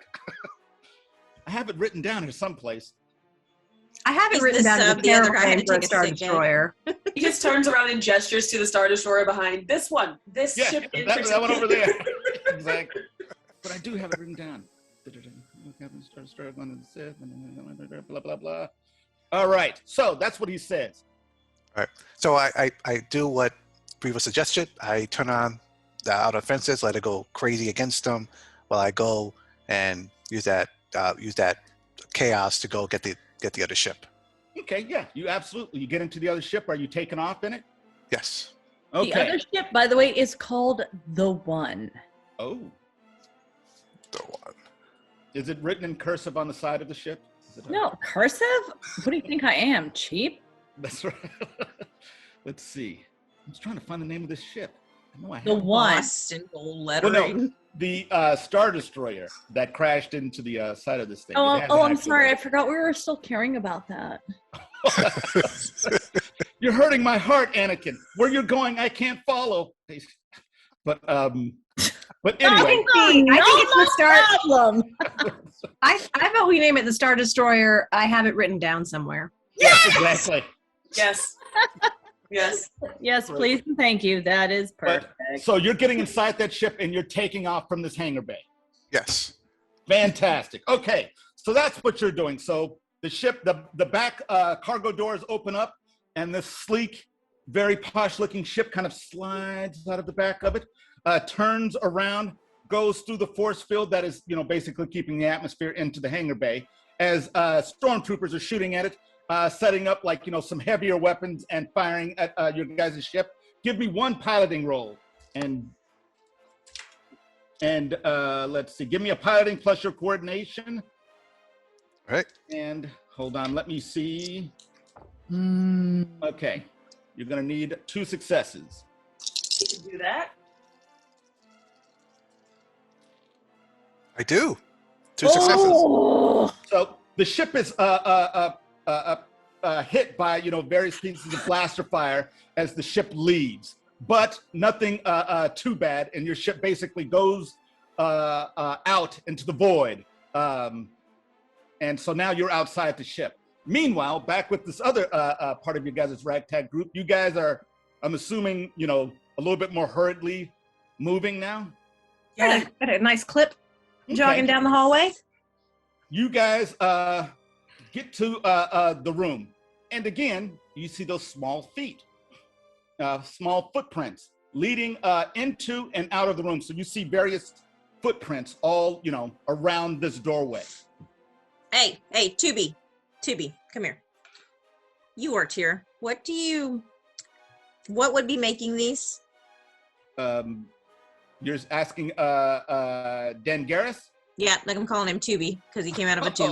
Oh, Tubi. Burn! Burn! He says, she must be free. My greatest creation. I call her Vegas. Oh, And, your greatest creation. The mind control thing? Says, no, not a mind control. This controls more than just the mind. It controls, and he touches your chest with his feathered hand. He says, before, he has his hand on the door thing. He says, as I was saying, the Sith were masters of destructions, masters of manipulation, but they wanted a tool that can control and manipulate people. And through my creations, I have created it. But once they saw what I had wrought, they looked at it with disdain and punished me by locking both it and myself away for future punishments. What I've created in there is a thing of compassion and of love. Dark. And he opens the door, and you guys see a little feathered creature. It's a little female version of him, is what you guys see. And it kind of looks up. It has these 2 big, bright, kind of golden flecked eyes. And he says, Vegas, I am here.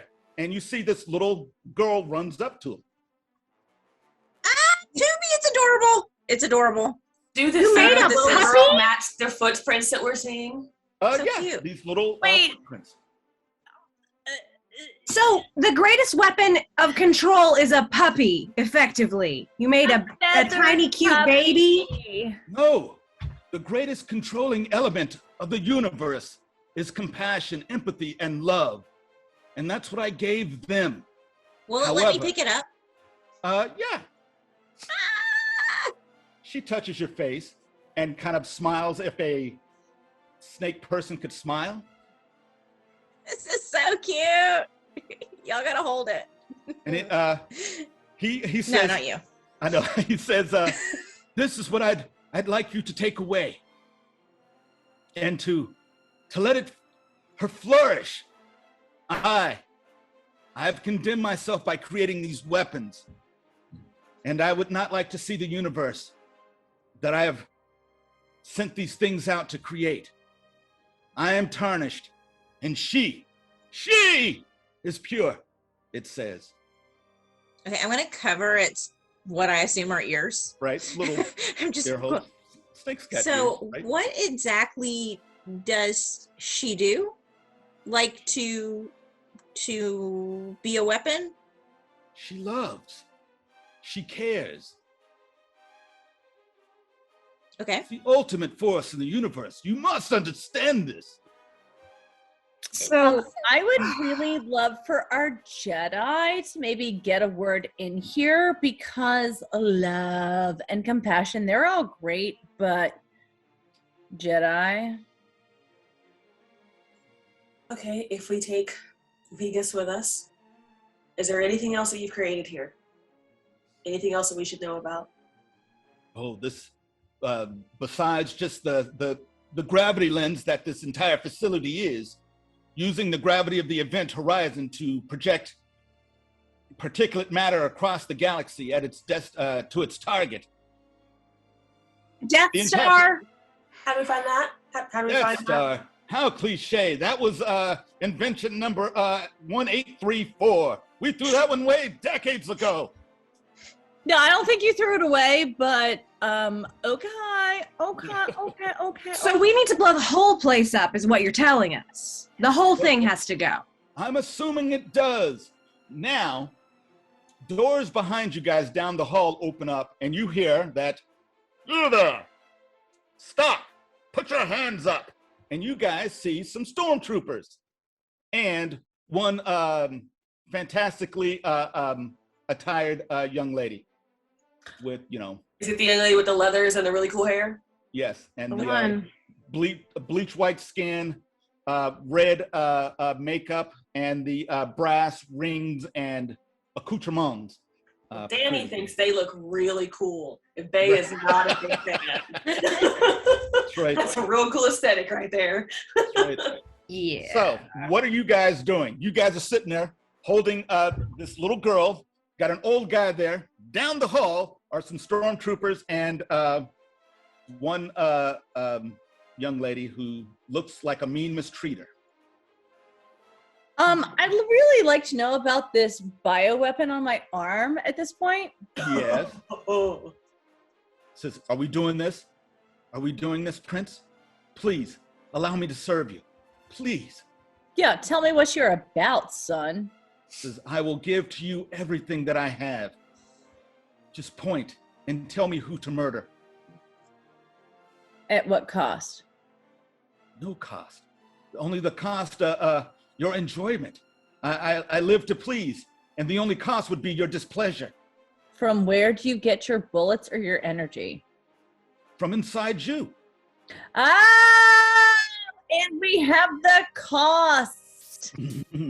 All right, yes, nothing is ever for free. Tell a rich boy and we will learn. Okay, shut up. Okay, so what are you guys gonna do? They're down the hallway. They're not in the. They're coming towards the room we're in. Yeah, Yes. I'm kind of down for running. I'm down for taking like the guy who talks like he's very serious and the kid, like, and just Booking it to where we. book I it. guess Yeah, we just have to book know. it hard. Book it hard. Yeah. Okay, awesome. So you guys take off running. Brevo and Jex, thoughts? Let's go. All right. Okay, so do you guys do that thing where like your feet go and then you guys take off and there's just nothing but bobby pins and smoke behind you? Actually, it won't be bobby pins and smokes. It'll be fantastic capes this time. Just capes. That is true. Swinging in the breeze as we all just run away. I can't hit them because of the capes. Where are they? Okay. All of you, please give me a reflex plus movement roll. Reflex? Ooh. Reflex plus movement. Oh Now. no. But it's something +2. What is it? +2 dice or just +2 the number? What are you asking about? My reflex is 4D +2. So is it 4D plus the number 2 or +2 dice? Let me tell you about Mythic D6. When you have a pip attached to like a number, so you have 4 dice +2. Yes. Meaning you roll those dice and you know that you need to get a 4, 5, or 6 for success. However, what happens if you roll like a 2 or a 1? What you can do is add that +2 to one of the lowest numbers in your dice, making that a success if it does. So you have to add it to the lowest roll. So if you get a 1, it'll only make a 3. But if you get a 2, it'll turn it into a success. And we're rolling reflex and movement? You're rolling reflexes and movement right now. So that's 4, 5. And the advantages, how often do we get to use those? Well, you have a frequency next to your advantages.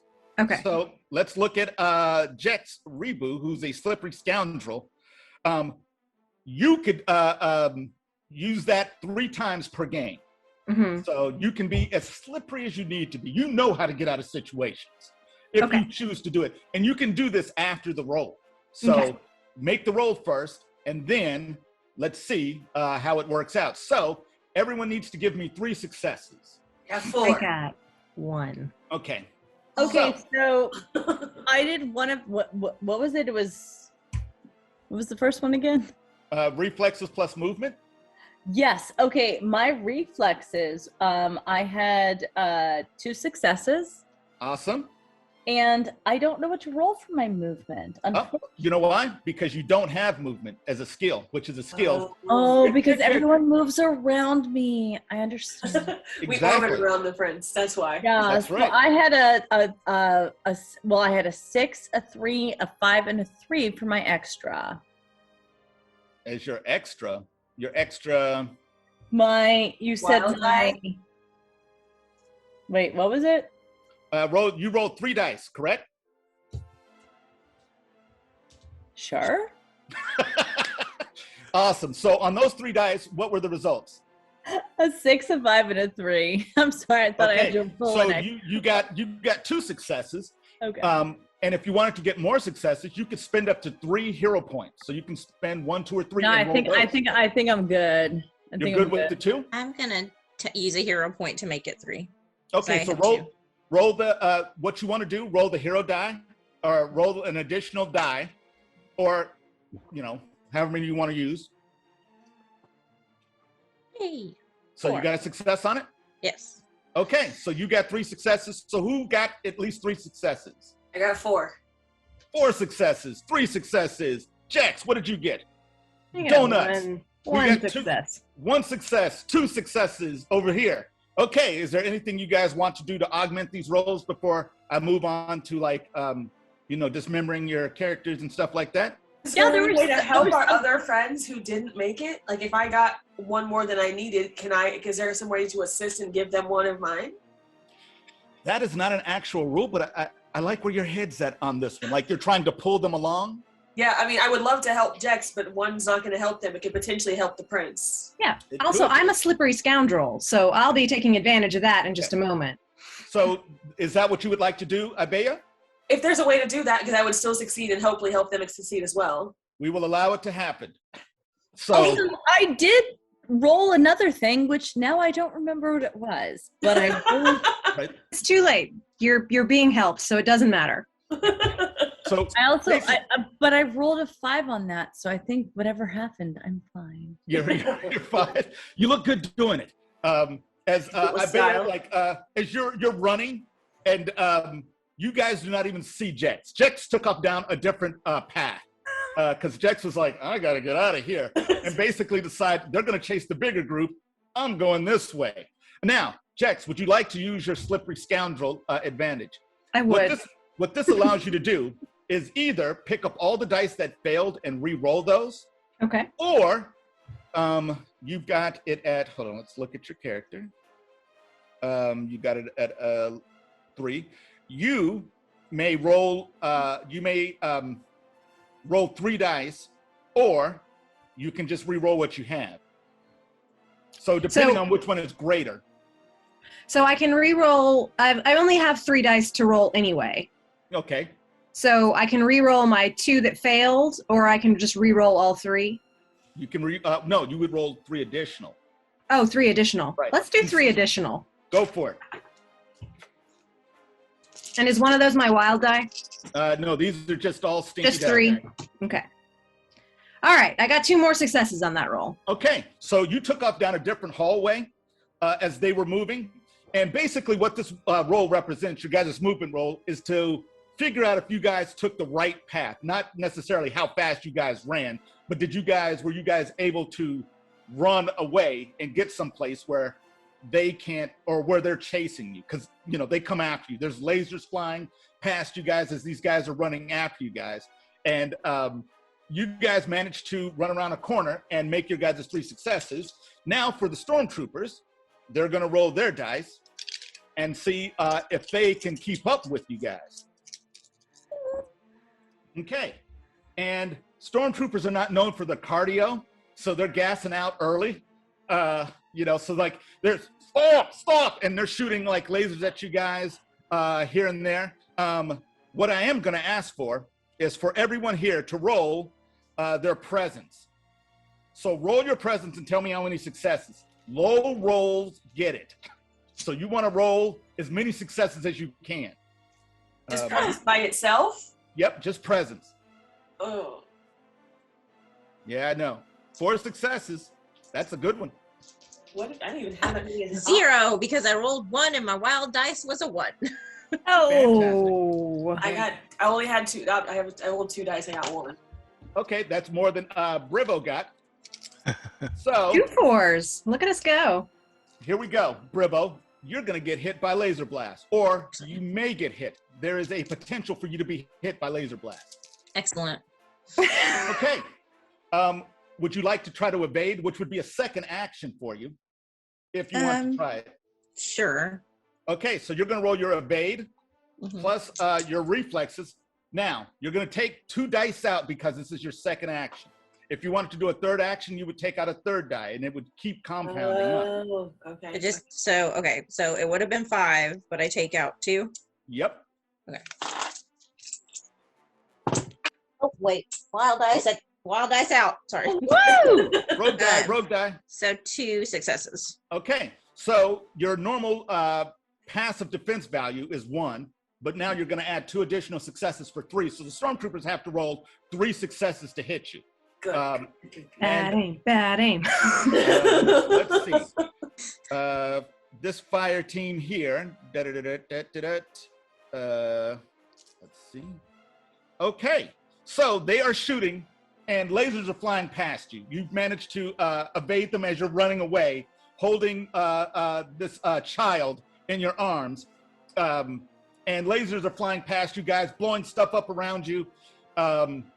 You look so cool. Did they Yeah. miss me? You look they all so missed cool right now. Like you are Snake, the and you're just opening with this are cute the everything. feathered snake. Like a hot dad. What? Yes. So you're Mando is what you're telling me. Yeah, so we all know that you will have a new series on That's right. Exactly. so soon. So they're missing me though. They are absolutely missing you guys, and they are running up behind you Can I just as yell you guys back? are running away. Can't even hit me with a kid. Come on. So outside the ship, you're moving the ship around, and you see that the Star Destroyer has kind of pulled itself out of the ship, and it's ruined. And the avatar of Dave Filoni is kind of chasing them a little bit, being like, Right. contract! That's no, right. I'd like you to sign this Exactly. contract, please! That's right. As you're running away, you're like, no, I'm going to make my own. But outside the ship, you see the Star Destroyer, which the front end of it is just ruined. It is destroyed, but it's pulled itself out of this facility. As your little ship, your yacht, as moving around to try to find some place to pick them up, debris flying past you beyond the event horizon into the black hole beyond the facility. You see TIE fighters moving up to engage you. Anything you would like to do inside this little ship? I mean, I guess I'm going to take control of the wheel from Grady. No, this is this. Oh, is, and then we're still in the big ship. We're not. Yep, you guys are still in the big ship. Oh, okay. Ooh. So, what would you like to do? In the distance, they're not on top of you yet. However, they are coming. Wait, so Brevo just went back to Brevo's cargo ship. No, we're still. No. This is RUG-8 outside the ship, inside the one right now. Dealing with some TIE fighters that are starting to move towards the ship. So what is RUG-8 doing? There we go. I'm contacting Brevo and trying to get Brevo's coordinates so that I can pick the rogue up. Okay. I send the coordinates? Yeah. You guys have some type of Star Wars-y GPS that, that says meet me here, at this airlock at, blah, blah, blah. And so you get the coordinates. Is that where you're going? Yep. Okay, so you're moving the ship around. Do you have any piloting? Let's look at your character sheet. All right, I have piloting. I also want to use my radar sense so that, I'm not ambushed or anything like that on the way over. Is that possible? You know what? Yeah, let's do that. So give me a coordination roll plus your piloting, and then add 2 dice for your radar sense, because basically you're interfacing with your sensors. So basically you will have a better reaction time to kind of move down. Actually, just give me the roll, and we'll determine what happens. Okay.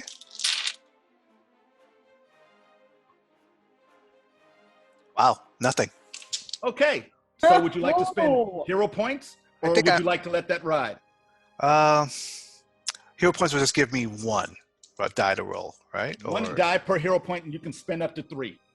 And those are all wild dice. They could explode. Yes. You know what? I'll use all 3. Awesome. So roll 3 more dice. They are all wild dice. So if they roll 6. Wow.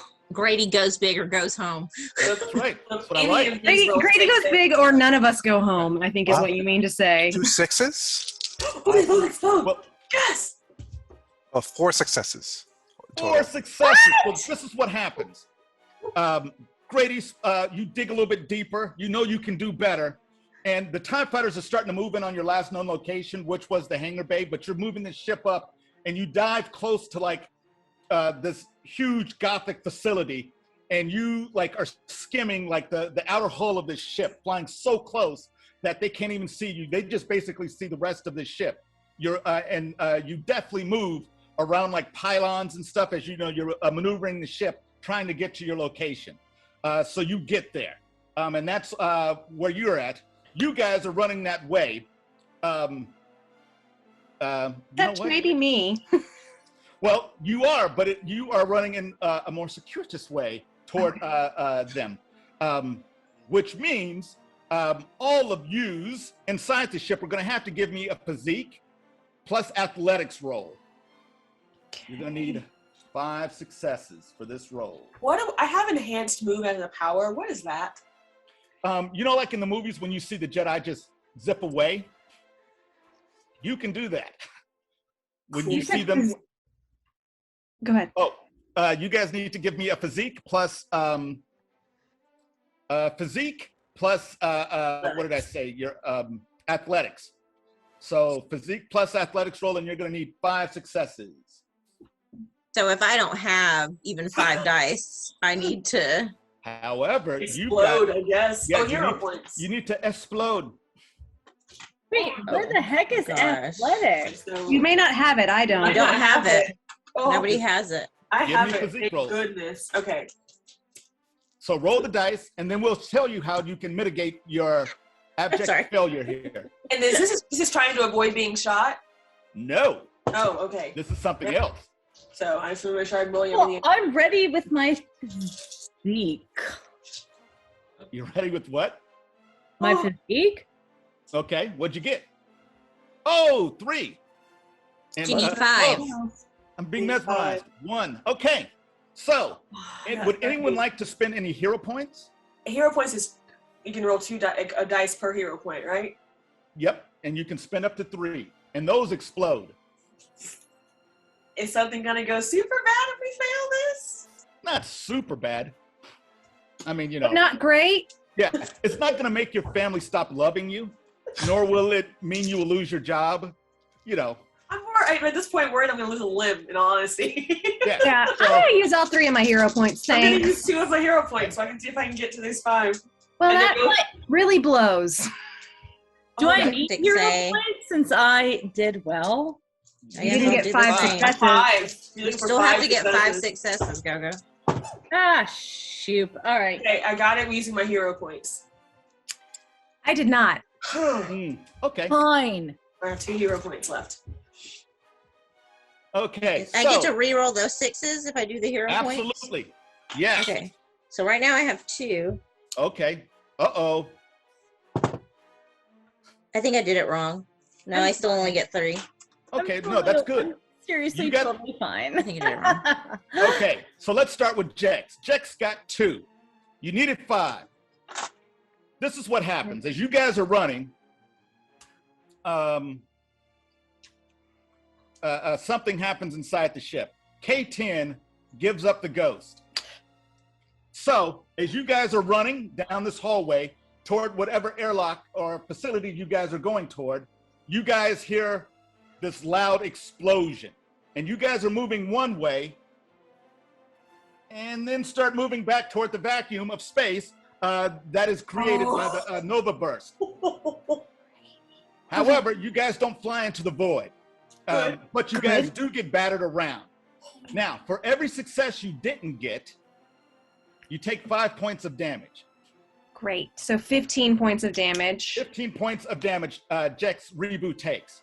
What about Prince Attis? How many successes?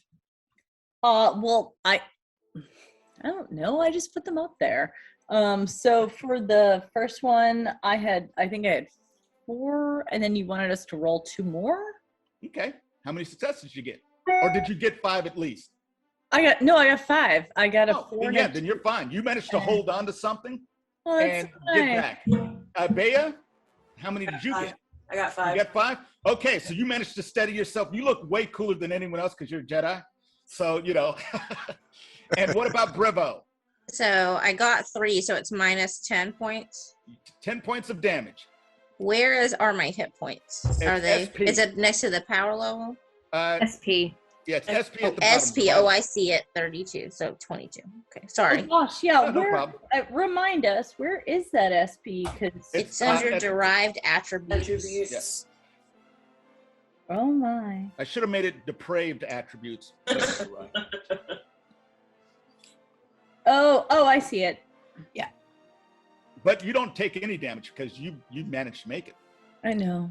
So boom, and everyone gets tumbled back. Someone roll 3 dice for me. Who wants to roll this? Actually, let's let Manuel roll it for me. All right. Please, 3 dice. 1 will be the wild die. Okay. Is that you know about the successes? Yes. Okay. None. Okay. Dagaris, the maker. Ah! Into the See void. you later, Tubi. Yep. Yes. Well, I don't know if it's an immediate death, right? Because there's no Well, air. it's not immediate. You But he know says, what? don't worry about me. I Wait, probably deserved it. I mean, like, how much do we trust anyone who refers to themselves as the anything? Yeah. Like, I'm just saying. Like, if I was walking around like I'm Brevo the smuggler, you guys be like, yuck. Well, that was probably his title in the union. So he's letting people know he worked for that title. So you know what? He's using it. But Look but where no, it got him. he goes away. And And you hear, you can kind of feel like a little sinking in the chest of the little girl. And she just goes, like that. Just kind of like, and just kind of buries her head into your shoulder. Revo's shoulder. Yes, Brevo's shoulders, absolutely. Yeah. And Yeah, I'm not upset about this. I think it's adorable. That's right. Now, you guys see R9, little appendage comes out. It has a little like glass bottle and pours a little like of the liquid out onto the floor as they are running and keeps on trucking. And doesn't have to make the roll because he is magnetically locked to the ground as he is zooming by. You guys managed to make it to the airlock. You guys see outside the one is moving up to the airlock, and you guys see there's a the airlock is cycling, and it has these like little like from red to green as it's cycling. Red, to orange to yellow to green as it's starting to cycle. As you guys are sitting there waiting, what is everyone doing? I'm pretty sure my mustache got knocked askew during my near-death experience, so I'm going to pull out my mustache wax and try and salvage what I can. Okay. You are grooming this luxurious mustache. The lights are flickering because this place is, just had a bomb go off inside of it. And down the hallway from which you appeared from, you guys see these two red snaky things in the darkness. Glowy red snaky things coming from waist height as this woman walks out of the darkness holding these two whips. And these whips have this red energy coursing through them. It's kind of crackling like electricity as she walks towards you. And she says in a whisper, because she's cool and that's how she talks, she says, "Give me that, and I will allow you to leave." I am very attracted to her just because of her confidence. And I have this soul cannon on my arm. You do? And I think that my ego is such that it's going to take a lot of these to even make a dent. Okay. So I'd like to roll those dice and Okay, and, so you would like to you would like to attack her. No, I didn't say that. You're showing it off? Yeah, well, that's not what she's exactly. Look, she's got whips. I've got whatever this is. That's right. You do. It's cool looking. Yeah, it is. Clothes. So I'm gonna do that and go. Who's in the front? Well, I'm not sure now, but yes, she is definitely. She is pointing at the girl. And Brevo's holding the child. Yes. Okay, so wherever Brevo is, I'm just kind of standing. I'm not trying to get in front of you. I'm not doing that. I'm just hi, come for us. I could shoot you. You've got gimmicks. I've got gimmicks. Right. Yeah. You see the rest of her gimmicks as the other stormtroopers from behind her come up. Great. So, I'm going to draw my pistol while we're here. I'm going to what? I'm going to draw my pistol while we're here. Yeah, I'm going to activate my lightsaber. Okay. What color is your lightsaber? I'm trying to figure out how to get out the door. What color is my lightsaber? Yes.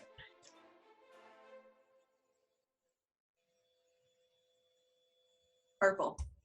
Oh, you're going mace, eh? I would have. I would have. It's the same colors of this, but it's just not really helpful. It's like this. It's like a galaxy colors, where those dusty blues and stuff. But we can't have multiple-colored lightsabers, so we're just gonna go with purple. Right. Purple's pretty. I support.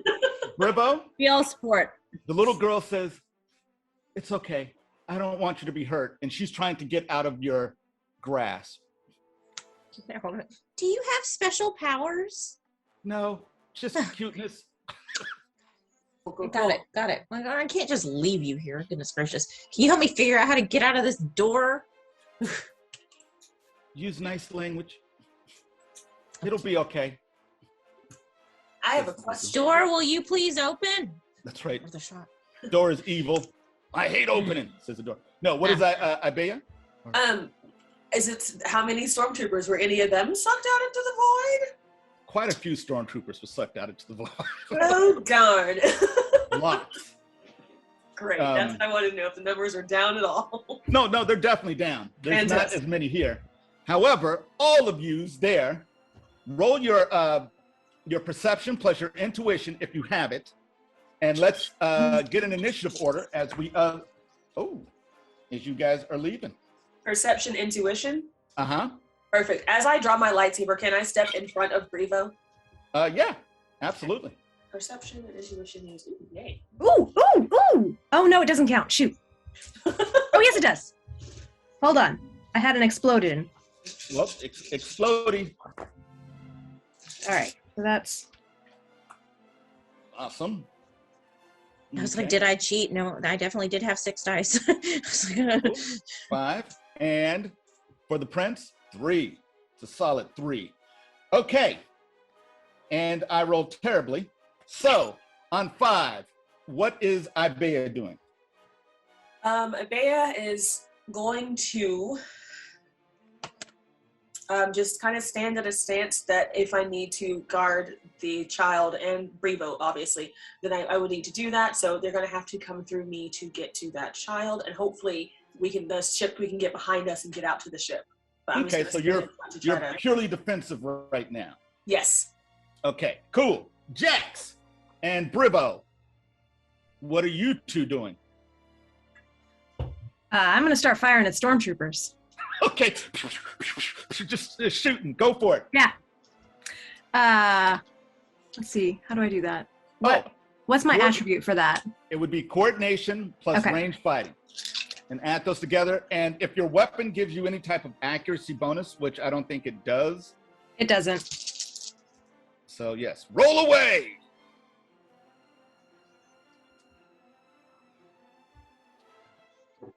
All right, I got 4 successes. 4 successes. This is really important. You only need 1 success to hit them. So any additional success counts as damage. So you've got 3 additional points of damage on top of the 10 points that you're doing, right? Yeah. Okay. So we'll do that, and we'll take into account their armor. Blah, blah, blah. Okay.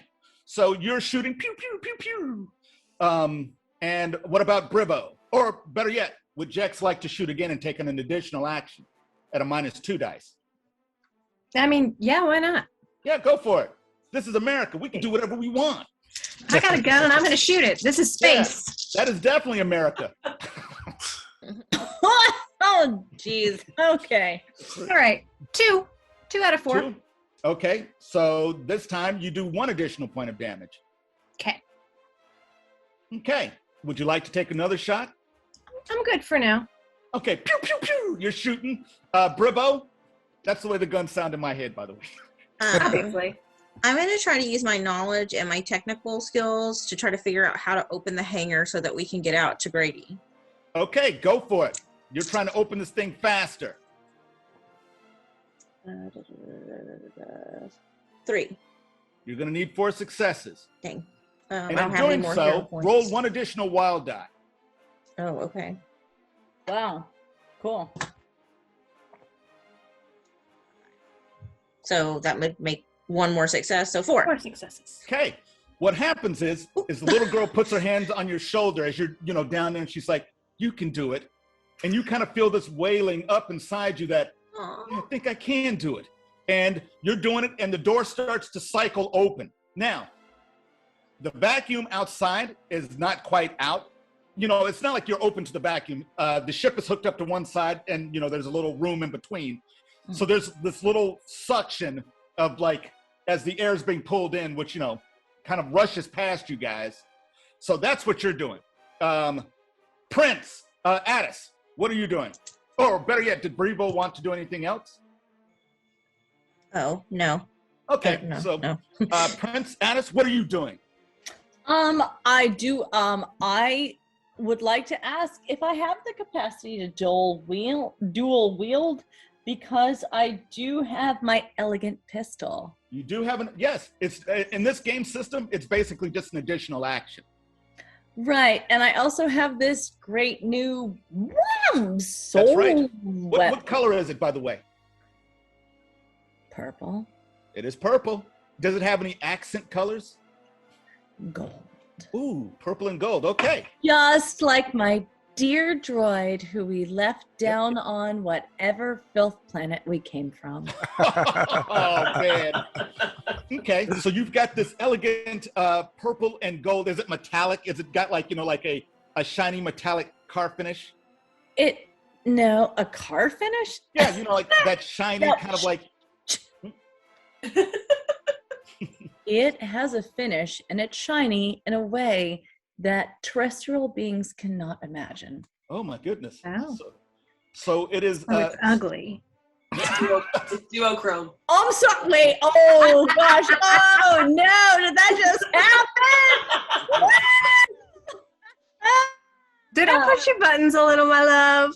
Num num num. By the sensors. Okay. Anyway, yes, I have my elegant pistol, and I have this happy soul weapon. So I'd like to kick some ass, if I may. Absolutely. Okay. Whose ass are you kicking? Some stormtroopers? Oh, what about that one who's trying to updo my luck? Oh man, you want some of that? Yeah. She says, "Bring the heat." I mean, I'll tell her I'll bring the ice. Okay, she's ready. So, All right. hold on, let me see what you need to hit her, because she is not a stormtrooper. She's a little bit. You're gonna need 3 successes. So which weapon is this that's shooting? Okay, I might regret this heartily, and if I die, y'all, put on my clothes and wear me about town, okay? Obviously, it's a smuggler. A smuggler and a gambler. We're definitely taking your stuff after you're gone. That's right. In fact, it's probably happening now, as you're doing can this. I change my directive and go after the... Okay, I'm sorry. I've decided I want to go after the stormtroopers. Okay. Yeah, absolutely. So, which are you shooting first? Your elegant bioweapon or your... Bioweapon plus... Okay, go for it. You need 1 success. So roll your coordination plus fighting. Or range fighting, excuse me. Whatever that may be. All right. Well, coordination is 3. And I got 3 out of 3. Yes. Awesome. Wow. Okay. Yeah. A 4, 5, and a 4. So that's hot. And then my ranged. 2 more. Range fighting is 2 dice. All right. I can do that. I'm not sure. Okay. That's fine. And of that, I get a 1. I got 1, 4, and 1, 1. So 4 total. Yep. So 4 total. So you did, and this is the bioweapon. Now, here's what the bioweapon will allow you to do, if you so choose to do it. You can spend your own hit points to enhance the damage. It's going to do 10 points of damage. Ooh. And then let's say, for instance, you wanted to use up, sacrifice 5 hit points. It will do an additional 5 points of damage. That's so nice, but these are stormtroopers, so I'm going to say a hot no. Okay. So you did 4, so you do 3 additional points on top of the 10 points. Yeah, so, to the diaper babies. And oh man. Oh, I know. And then you see one of them looks and says, Phil, did you say anything? He's like, I didn't say anything, I swear, when you said diaper babies. But it's like, I just like to be pampered. But are you shooting the elegant pistol? I am as well. I'm going to dual wield, and I'll happily shoot one from the elegant pistol. So tell instead me, of 5 dice, you're going to roll 3 dice. All right. So we're going to do 3 dice for that. And all right, we got a 3, a 4, and a 5. Okay, so 2 successes. Okay. So you shoot that, and how much damage does that little gun do? Because yours is not. Okay, cool. I think it does 7. Yep, it does 7 points. You are absolutely correct. So, and the way that the mooks are run, the stormtroopers as a group are a single entity. And that's what makes them when they attack, makes them dangerous because they attack as a single entity, even though they can attack all of you. But when they do damage, their damage is enhanced by their numbers. So a single Stormtrooper, no big deal. A group of Stormtroopers could get a little bit dangerous, but they take damage as one entity as well. So if you were just fighting one Stormtrooper, he would just have like 10 stress points plus whatever his armor takes off. As a group, they may have up to like 50 or 60, but you know, all of you guys are shooting at this mass of Stormtroopers. So let me tally up so far how much damage you guys have done. We're gonna let the Stormtroopers murder back. Great. And yes. So you guys have been blasting the Stormtroopers. Stormtroopers are falling up. Ah! Ah! And It was great. I loved it. Then they shoot back. Okay, let's start with Brevo. Okay, Brevo, you are hit for 10 points of damage. If I'm in front of them, does that give them any kind of? Absolutely. Yeah. You can do a parry. Okay.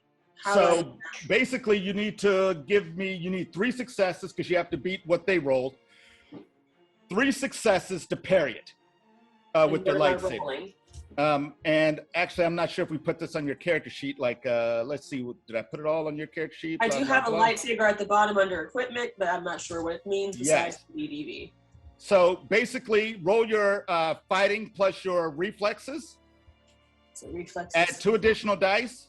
Oh dear God. Okay, add those 2. What is reflexes? Wait. Fighting pluses. It's another 3. Woof. No, you should have 4 dice plus 2 plus your fighting, which is 3. So 7 dice plus 2 plus the 2 additional dice because of the lightsaber. So you'll have 9 dice plus 2. Nothing much. Yeah, just 11 dice. Here's 11 dice. How many successes do I need? Well, it's not 11 dice. It should be your fighting, so that's 7. You should have 9 dice plus 2. Plus a number. Oh, 9 dice plus 2 pips. Gotcha. And how many successes do I need? You need 3 successes. You can do it. You can totally do it. Absolutely. I got 6. 6 successes. Okay, so you can block that, and you rolled high enough that you can actually deflect it back, not black, that would be a hate crime, but back at whoever delivered the shot to you. So you're playing, now take off 2 dice. So instead of 9 dice, now it's 7 dice because they're shooting at you if you would like to parry this as well. Yes. Oh, hold on. Okay, so 3 dice, so 3 difficulty again. Ooh. Oh, 4, but my wild dice was a 1, so 3. Okay, so exactly what you needed. So that one almost got you. As they're shooting at you, you're blocking. Prince, they're shooting at you. Would you like to evade, which would be an additional action? It would be actually your 3rd action if you would like to evade, or you could just take the shot in the face. In my face? That's where they like to shoot. Not the people. beautiful Woo! face. A lot of money went into this phase. We would like to evade, please. Okay, now you will roll your reflexes plus your evasion. So that's 6 dice minus. So 3 dice you're going to roll. All right. Okay, hold on. I don't see evasion in my list here. Yeah, If you don't have it in skills, Yep, it'll it be is under a skill. skills if you have it. Yep. I see it. Evasion first. Well, just roll that. Don't roll anything else because you've only got 3 dice to do this because this is your 3rd action. So, how many successes you get? Wait, out of evasion? Mm-hmm. Well, because it's your 3rd action. So, 1. You shot twice. yes, 1. so 1. So your passive defense goes up to 2. So they still hit you. You tried to dodge, and then they shot you. So that is 10 points of damage you take. That's a lot for mooks. that is a lot for a group of mooks. But basically, their guns do 10 points of damage. What happens is the lethalness comes from their ability to attack you. So, I'm very embarrassed of what just happened right now. right. Well, you got to take it in stride. No, I don't. No stride. What about No. Jex? Is Jex gonna just take it? Or is So evading for me is only 4 dice, and it would be my third action. So I would only get to roll 1 dice, right? you would get to roll 1. You got you've got 4 dice. You can roll 1 die. Yes. Golly! Which means I can't actually avoid it, right? Well, unless you roll, is it a wild die? Because it would have to explode, right? While that would have to explode. However, you are a slippery scoundrel. I would like to be slippery. I would like to not roll my dice and use my action. I would just like to be slippery, thank you. Well, you would be able to roll 3 additional dice. So you'd roll that 1 die, Okay. plus those 3 additional dice. Okay, yeah, all So right. you could I'll roll take 4 those dice. odds. Okay. And this would be Wait, your why second didn't I use get of to this. sneak?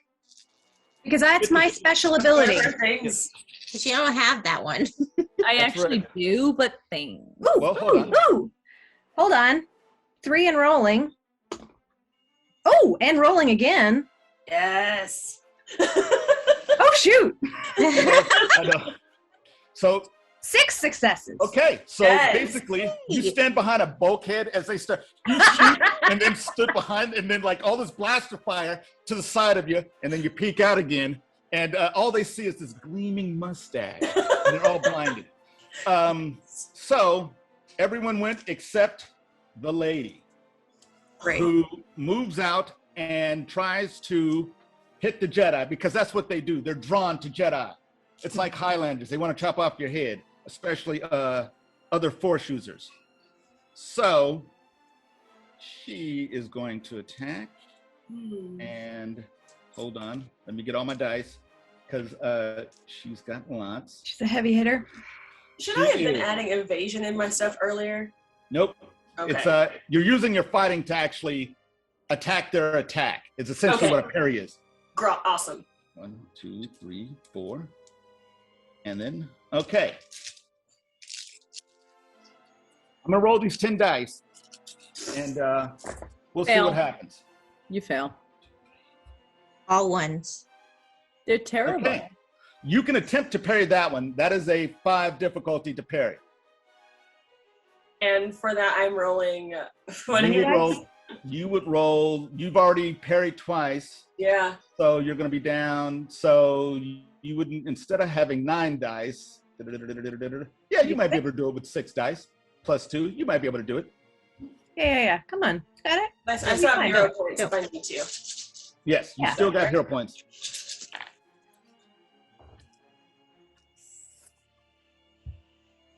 Oh, plus 2. Okay, wait. How many do I need? You need 5 successes. Good. How many did you get? I got 3. Well, you've also got hero points, and you can spend up to 5 or 3. Excuse me. I only have 2 left, and I'm so scared I might need them at some point. I haven't taken Fair any enough. hit. I'm gonna take the hit. I'm gonna. Okay, you'll take the hit. Cool. So you take 15 points of damage. Okay. Not as bad as I thought it was going to Now, again, you can spend hero points to mitigate damage. Every hero point will negate 4 points of damage. So, just in case I forgot to tell you guys that, so if you guys did want to retroactively use a hero point to negate some of the damage you've already taken, feel free to do so. I don't want to get hit like that again, but I'm Yes. good right now. 0 point negates 3 points of damage. 4 points. Oh, okay. Just imagine that Grady's like just sitting in the like in that ship waiting for us. He's just listening to like I told y'all where I would be. Like, let's go. So, or do we like an wanna- audio book. That's right. Did we want to?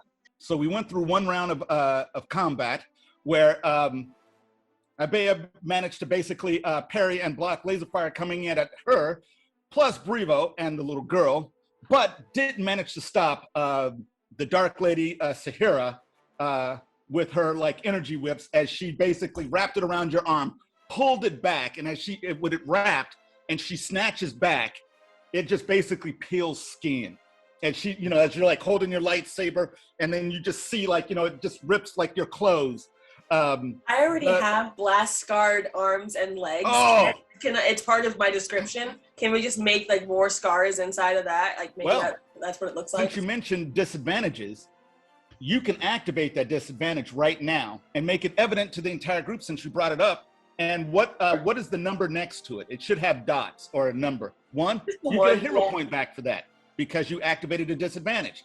So it pulls it back and you realize that your horribly scarred arms are even more scarred now because of this Sith and her like whips.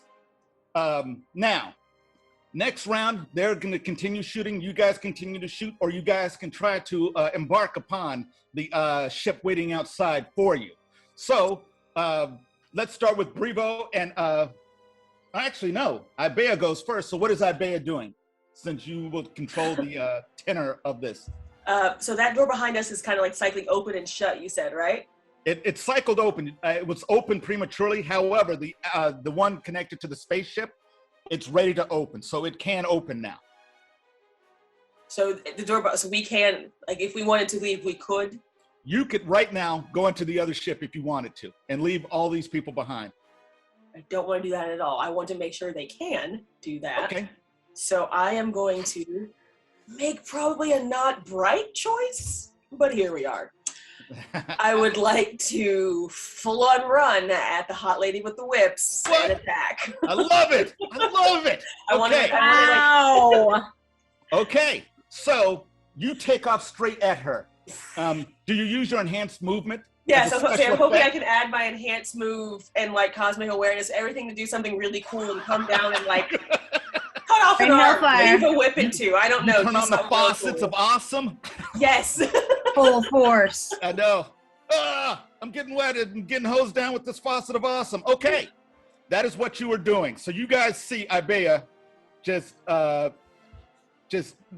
she goes ham on this person. Okay. So tell you what, let's see what your powers are. We got a little bit of this, we got a little bit of that. Okay. Tell you what we'll do. Give me your fighting plus reflex roll. Specialization in 1 level of lightsaber. Does that make my fighting 4 dice then instead of 3?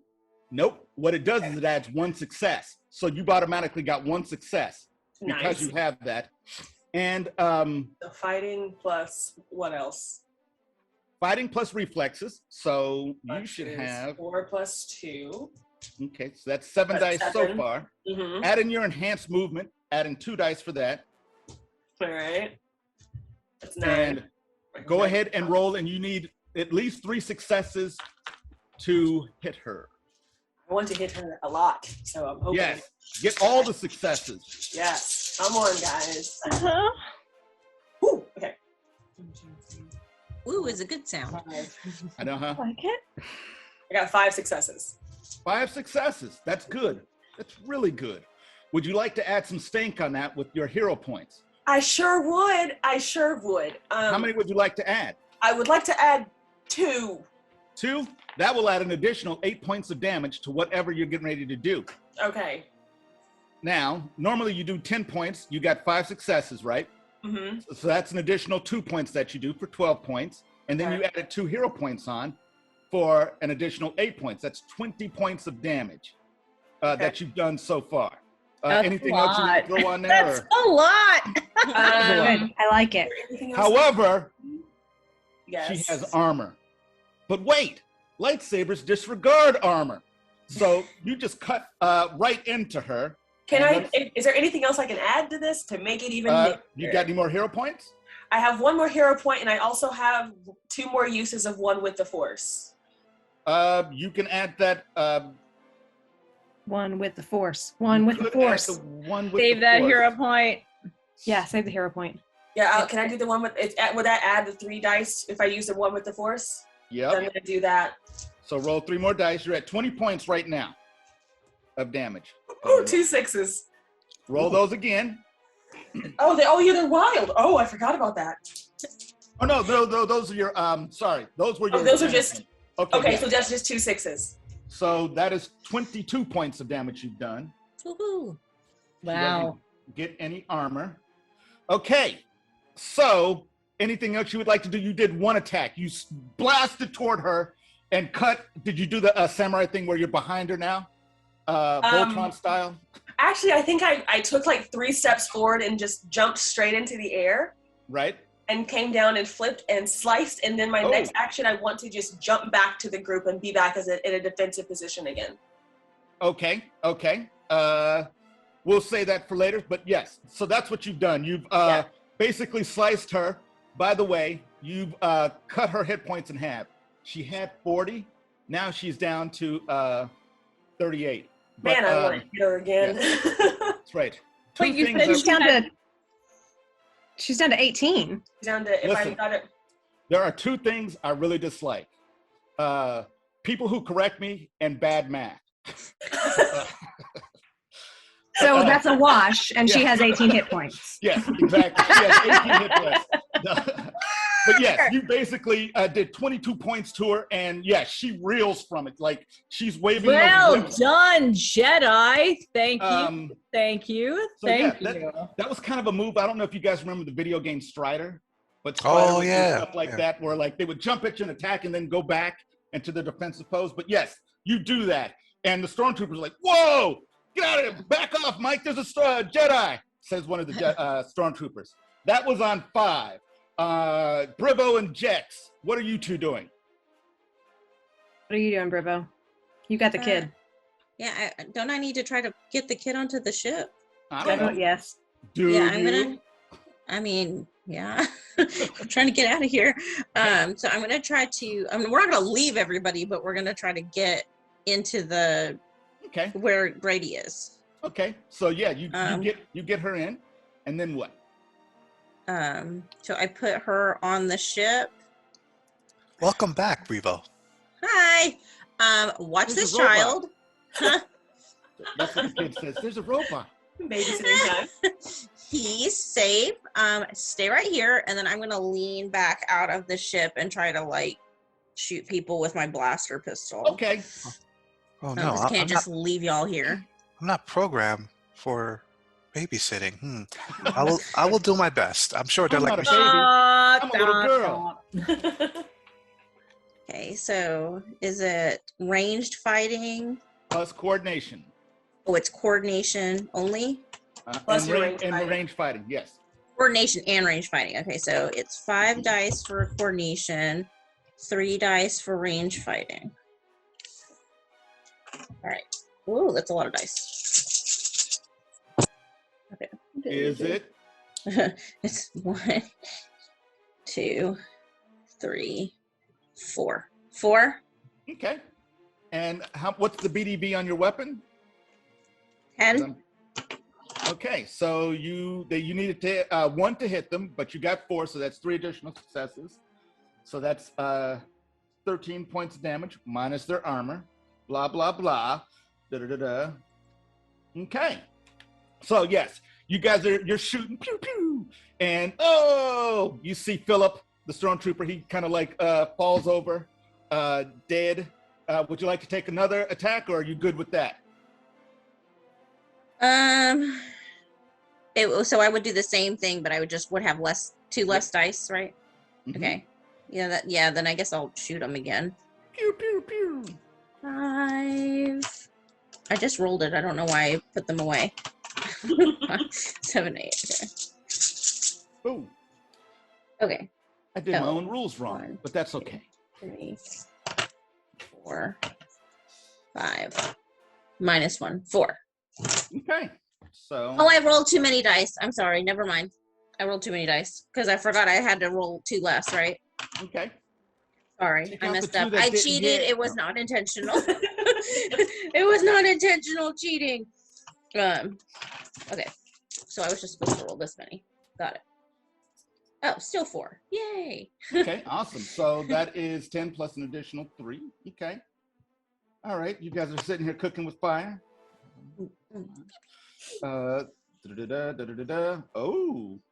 my. Okay. Yes, you guys have basically put down quite a few Stormtroopers so far. They're still active, but you guys have managed to take some out. What is Jex doing? Since the Stormtroopers seem to be moderately under control, I'm going to actually shoot at our Sith friend. Oh, come on. So that's coordination and ranged fighting, yeah? Yes. Oh, and remind me again what activating a disadvantage does? Basically, when you activate a disadvantage, you get hero points for it. Okay. However, if I activate it, you have to pay me hero points for it. So let's say, Gotcha. for instance, with your little, I think your character has something like you just look. I look shady. Yeah. So let's say I activated it in a situation and you didn't want it activated. You would pay me 1 hero point for that one because it's a 1 point. But once you activate it, it becomes part of the story. So let's say, for instance, Wanted by the Hutts. Somehow we are going to shoehorn in these Hutts into the adventure. It might not be immediate, but it will happen in the adventure. And also it will penalize you. Like, for instance, you might be in a social situation. They'll be like, I can't deal with you because you're wanted by the Hutts. But you absolutely have the right to activate any of these things. So, you could activate the attracted to trouble, meaning you're not leaving until like it's all over and you're going after. But, conversely, the trouble will be attracted to you. Is what will happen. So any disadvantage you want to activate? I'm going to roll first on this one because I've still got a decent number of hero points left, but we may be activating something soon. You need 3 successes to... So I got 3 successes, and I'm actually going to burn 3 hero points to roll some more. Well, not necessarily, because you needed 3 to actually hit. So if you wanted to, you could spend those hero points to do additional damage. That's what I meant. Okay. So how much damage do you do normally? 10? 10 with the pistol. And I've already got the 3. And now I've got no more additional successes. Okay. So 3 then. Okay, so you hit and you do 10 points of damage. Would you like to add some stank onto that when using your hero points? That's what I just did. I used my stank and I got no stank. Oh no, you can use it, but don't use it for the roll. You just use it to add damage after the roll. Oh, great. Then yes, 3 hero points, please. Okay, so that's 12 additional points. So that's 22 points. Dang! She did. It does not. Well, it would, but she wants to spend hero points as well to try to mitigate some of that damage to her. To not die is what you're telling me. Right. But how does she have hero points? She's not a hero. She's a villain. She stole them from a hero. Everybody's a hero in their own story. Oh wait, That's fair. Wait, Yeah. it's an Anti-hero points. Like link whip whips. Yeah. She punched like a fireman in his bread basket till he copped up some hero points, and then she's going to use them against the good. But no, you do like hit her, and she does kind of like stagger back, but she's trying to block them with her whips. Okay. So yes, you did damage, but she's still standing by just force of will alone. So Can I hit her again? Absolutely. Absolutely. So yeah, she's like, trying to like fight off all these people shooting lasers and stuff at her. So I lose 2 dice for this roll? Lose 2 dice. Okay. Please. And I'm feeling attracted to trouble at this particular moment in my life. Okay. That's going to be good for you. Okay. So I got 3 successes off my initial roll, and now do I roll 3 more? If you would like to if you got 3 successes, that's all you need to hit her. So that'll hit her for 10 more points? Yep. I'm really feeling attracted to trouble. So what happens then? Would you like to use those 3 hero points that you would get from that? Uh-huh. All your hero points? Nope. Oh! Okay. I'm still quite rich in hero points, as a matter of fact, considering where we are in the adventure.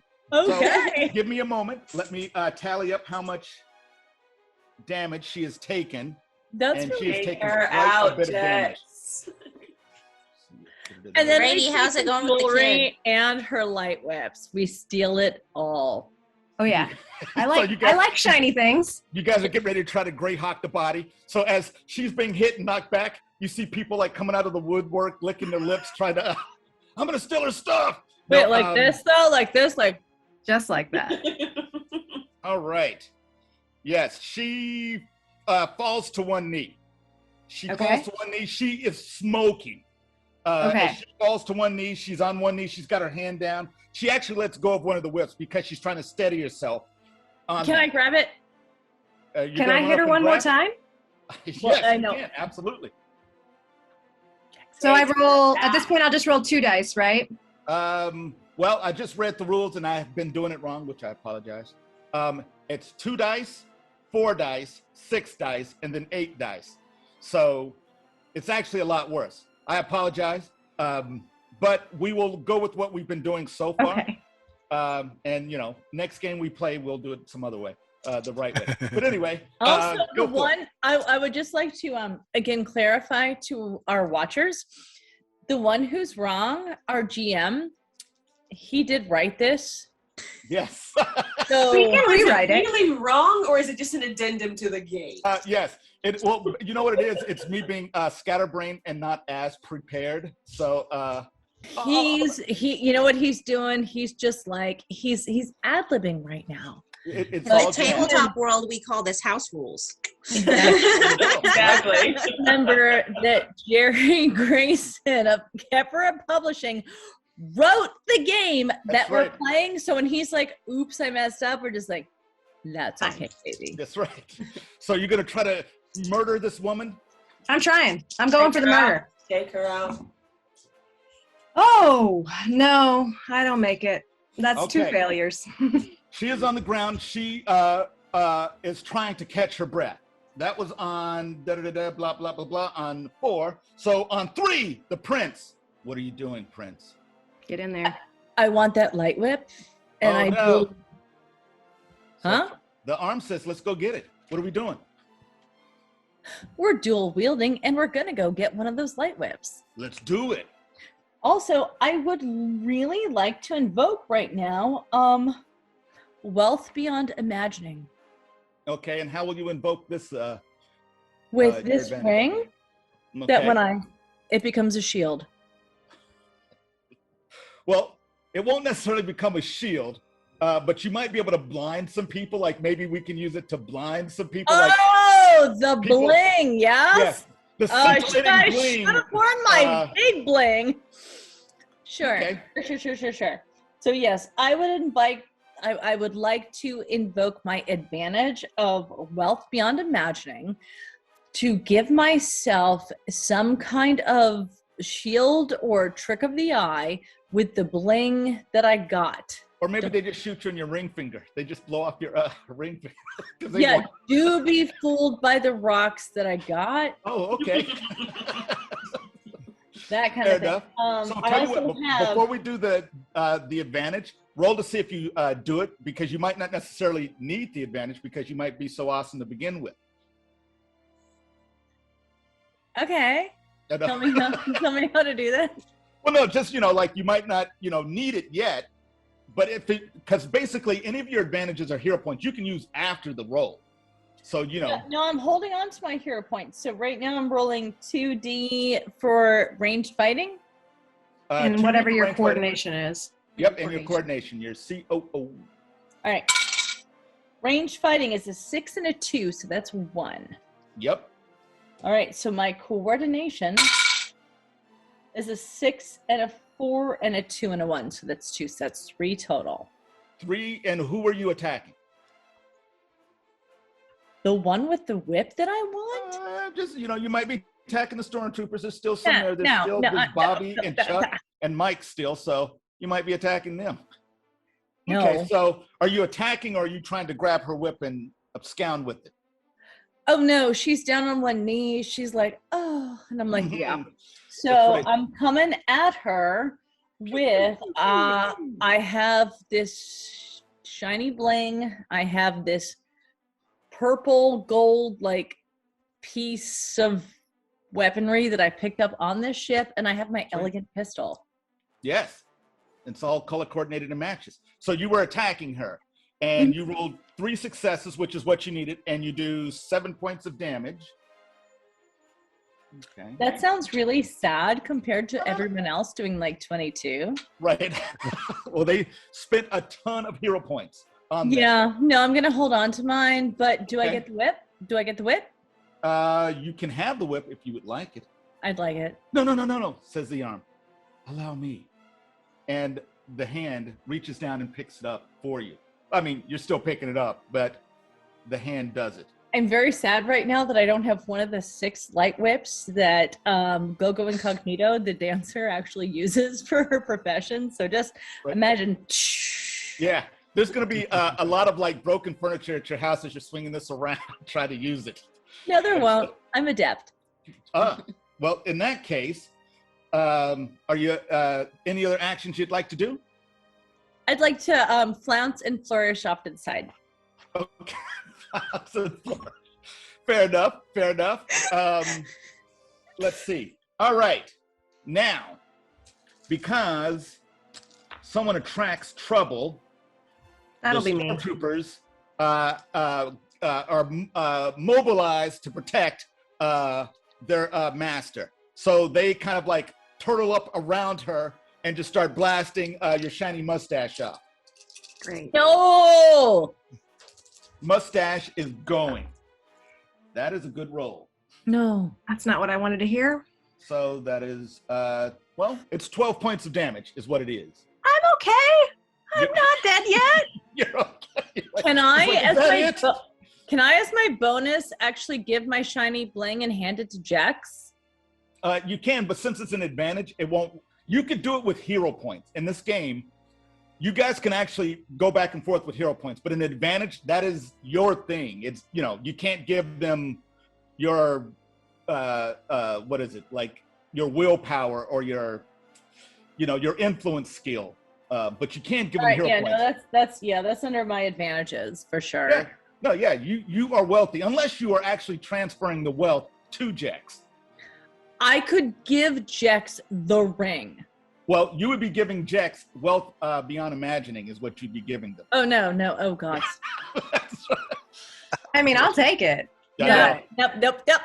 But So that puts me down to 3 stress points.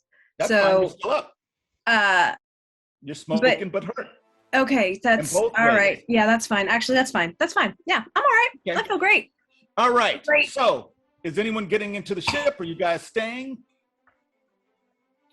did we set off the Danny is bomb? muted. Sorry, we need to go. I was getting We into need the to ship. go. We need to get on the ship. Yeah, I was Oh, no, trying I'm to fine with attack that. you. I'm so ready to go. Yeah, Okay. we need to go. All right. Do I Hey. sense everyone's in the ship? Yeah. You see R9 is trying to like low key get into the ship too. Not you. Not Oh, you. Damn it, says R9, and turns around and says, "All right, I got this." And turns, gives you, little thing comes out, little fist, boop. And, I give him my flask too. Oh, takes a little drink. Or actually just kind of, Just force it out. Shotguns it. I take off my earring and I drape it around something that he has sticking outing. right, okay. It turns and goes back into the airlock. And Wait till we're done. Wait till we're gone. That's right. So everyone limps aboard the ship who's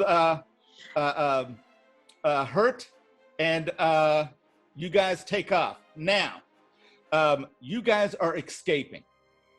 So here we go. We're going to do an event as you guys escape from these TIE fighters, a Star Destroyer, as a ship is blowing up on an event horizon of a black hole.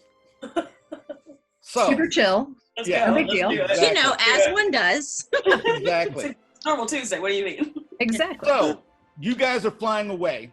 Everyone's going to have to give me a roll. And you guys are going to need to get 6 successes total on this first one, 8 on the next, and 12 on the next. Great. And so, you're going to need 2 successes base. So, the What first do- 2 successes count as 1. How many we're rolling? What are we rolling? Yeah. Well, this is the You beautiful have to thing. choose. You guys decide what you're rolling to help Mhm. on this ship. So you might be like, I'm going to pilot the ship. I'm going to do some technical stuff. I'm going to sit here and cheer people on using my influence. But you guys are all doing something to contribute to the whole of the points. So let's start with RUG8.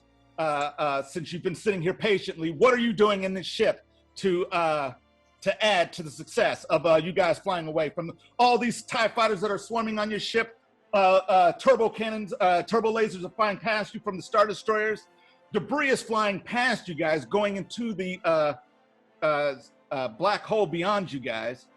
And in the distance, you guys just see a flash of light as R9 unleashes his Nova Burst. Hadouken! So, RUG8. Hadouken! He said he was Lutheran. I just tracked him. Chart in our coordinates and hit light speed. Okay, so what is your role on this one? All right, so let's see. You're charting a course this round. I guess it would be, well, I guess knowledge to know where to. Okay. Yep. Knowledge and technical? Yeah. Okay. So give me a roll, and you need at least 2 successes. So the first 2 successes will count as 1. Everything else is gravy. All right.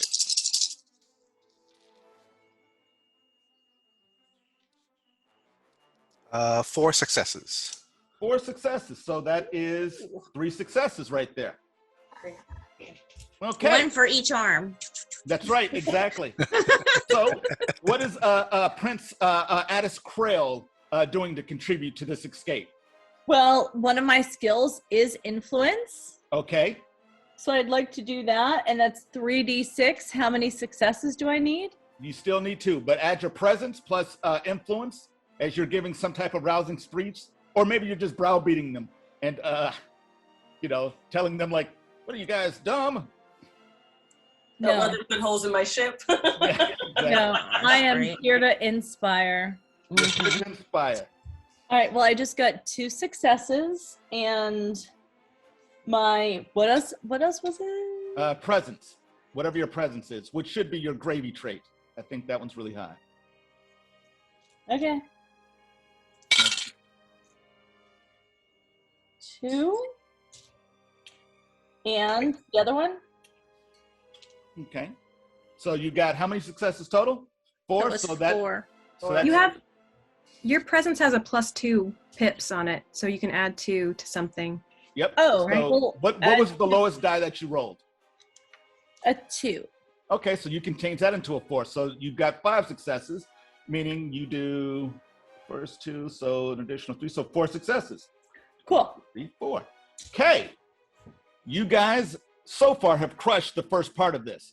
So we're just going to add on to it and make this even more awesome. What is Brevo doing? Is there a second piloting chair on this ship, or Absolutely. is there just the one that are okay? That Grady's in. Okay, so I'm going to jump into the second piloting chair and use my piloting and coordination. Is that how it would work? Yep. To help us navigate the light speed.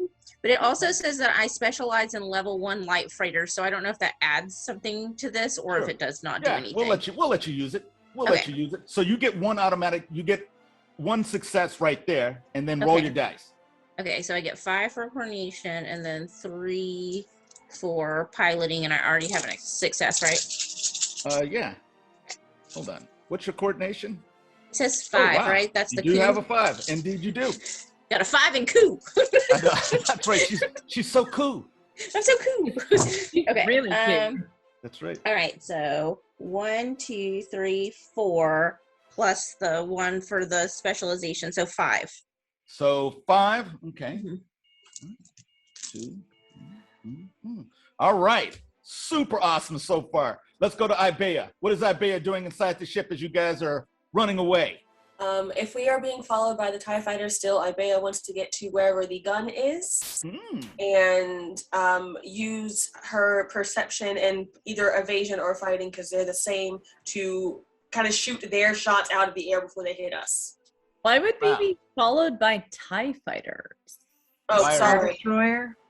Well, both. You're being followed by all of it. They've mobilized to try to get you guys. I'm assuming, was it TIE fighters or X-Wings? Whatever is going to follow us, I would like to them not be able to shoot absolutely. us. Go for it. Give me a range fighting. Give me a range fighting plus your coordination. I do not have range fighting. I just have fighting. You can't use that because that's just you fisticuffing it or using your lightsaber. Okie doke. But that's okay. you can still be awesome. So just coordination and that's it by itself. Would this be maybe evasion? Or movement? You can, because you can, basically, what would you like to use? You want to use your coordination plus your movement. So it's not really you shooting, it's probably you doing something else. Maybe you're at like a secondary station, like plotting, or maybe you're seeing where they're coming at. So you're like yelling at the pilots to get out of the way of wherever they're coming or something. Yes, I would like to do that. Okay, go for it. Roll the dice. Okay, so that adds in my movement, or does that add in my evasion? I'm sorry, which one does that add in? You can add whatever you'd like. We just have to basically give it a narrative of how it works. So I'm going to be using my coordination and my evasion to tell them where they're coming, so we can avoid. Sure, them. absolutely. That's it.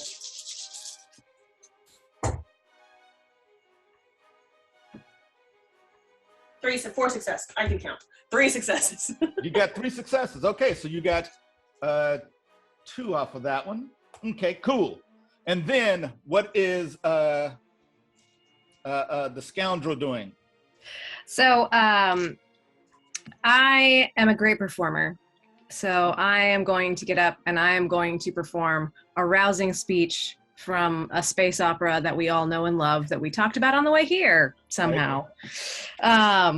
It's just going to be a big boon to everyone's confidence. You start singing Don't Stop Believing by Journey or something? Kinda. So that's ooh. We get wild die on this? Absolutely. All right.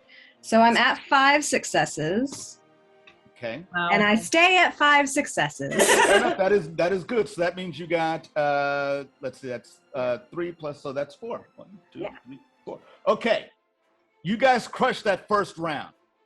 Hold on, let me look at what you guys needed, I believe, 6 successes for that first round. And you guys got 1, 2, you got 15, you got 18. So let's see, that is so yes, you guys have basically crushed the second round as well and have made it into the third part of the round. So let's see, you guys needed a total of you guys got 18, so you're 4 into the last round. So basically you guys have plotted your course. You guys have, the second phase of this event was you guys maneuvering through the asteroid fields. So you guys are maneuvering through the asteroid field, and now you guys are trying to get past the gravity well because the Sith facility exploded, and it had this shield around it that was basically controlling the gravity of that black hole. It was harnessing it. That is all gone now. So stuff is being sucked back in at an exponential rate as you guys are trying to jump to hyperspace right now. So instead of needing 2 successes, you guys need 4 successes to get a success now. So in this last phase, as your guys' ship is being pulled back and you guys want to make it to hyperspace, what is it that you guys are doing? And we'll start with RUG-8 again. The ship is being pulled back. The thrusters are firing. You guys are moving at an incremental rate, trying to get out. The Star Destroyer behind you is being peeled back. Pieces of it are being peeled off of it. There's multiple explosions. TIE fighters are whirling back beyond you guys. What is RUG-8 doing? I'm calculating the amount of force and physics involved so that we can safely hyperspace, light speed out of here while keeping the ship intact. Okay, so how are you doing this? And let me tell you guys, you can't, you can. It's called spamming in the rules. If you spam the same trait over and over, you get a diminishing return from it. So you have to do something different each round. But you can, do the same thing. It just doesn't count as much. It becomes a little bit more difficult to do. So instead of needing, the 4 successes, you'd need like 5. What's resistance under skills? Resistance is basically your ability to resist stuff. Oh, I got poisoned. Give me a physique plus resistance. Oh, this guy's trying to be mean to me and make me cry. Well, give me a presence plus resistance to not cry. You're talking about stuff that's more personal rather than ship related. Well, but the thing is you can frame it how you want it to. So let's say, for instance, you use resistance. Maybe you go out, maybe something fell off the ship. You have to go outside and fix that piece on the ship. So it's resistance plus physique if you wanted to, which would probably be really good for you because you have a really good physique. I'd imagine. I think that's Right. your. Yeah, 5. Question outside of, we have 2 ships currently. We have Brevo's big one. Nope. That's gone. Brevo's gone. We left my ship because your Oh, ship. then we left my ship. No, We're on your ship. we're on we're my on your ship? ship. Yeah. We're on the 1. We're on the 1. The one. Is that how it's written? DA1. DHE, capital. All right, so I will take your suggestion and physical and resistance. Fantastic. That's 8 dice, and you need 4 successes. Okay. 2, 3, 4, 5, 6. 6. Hiya. Let's see. So that is 2. So that's 3. 1, 2, 3. All right. Let's mix it up. Let's go to let's see. Who do we want to do next? Let's do Jex. What is Jex doing? Okay, so I'm gonna use my influence, which is Oh, not quite as good as my performance, that's okay.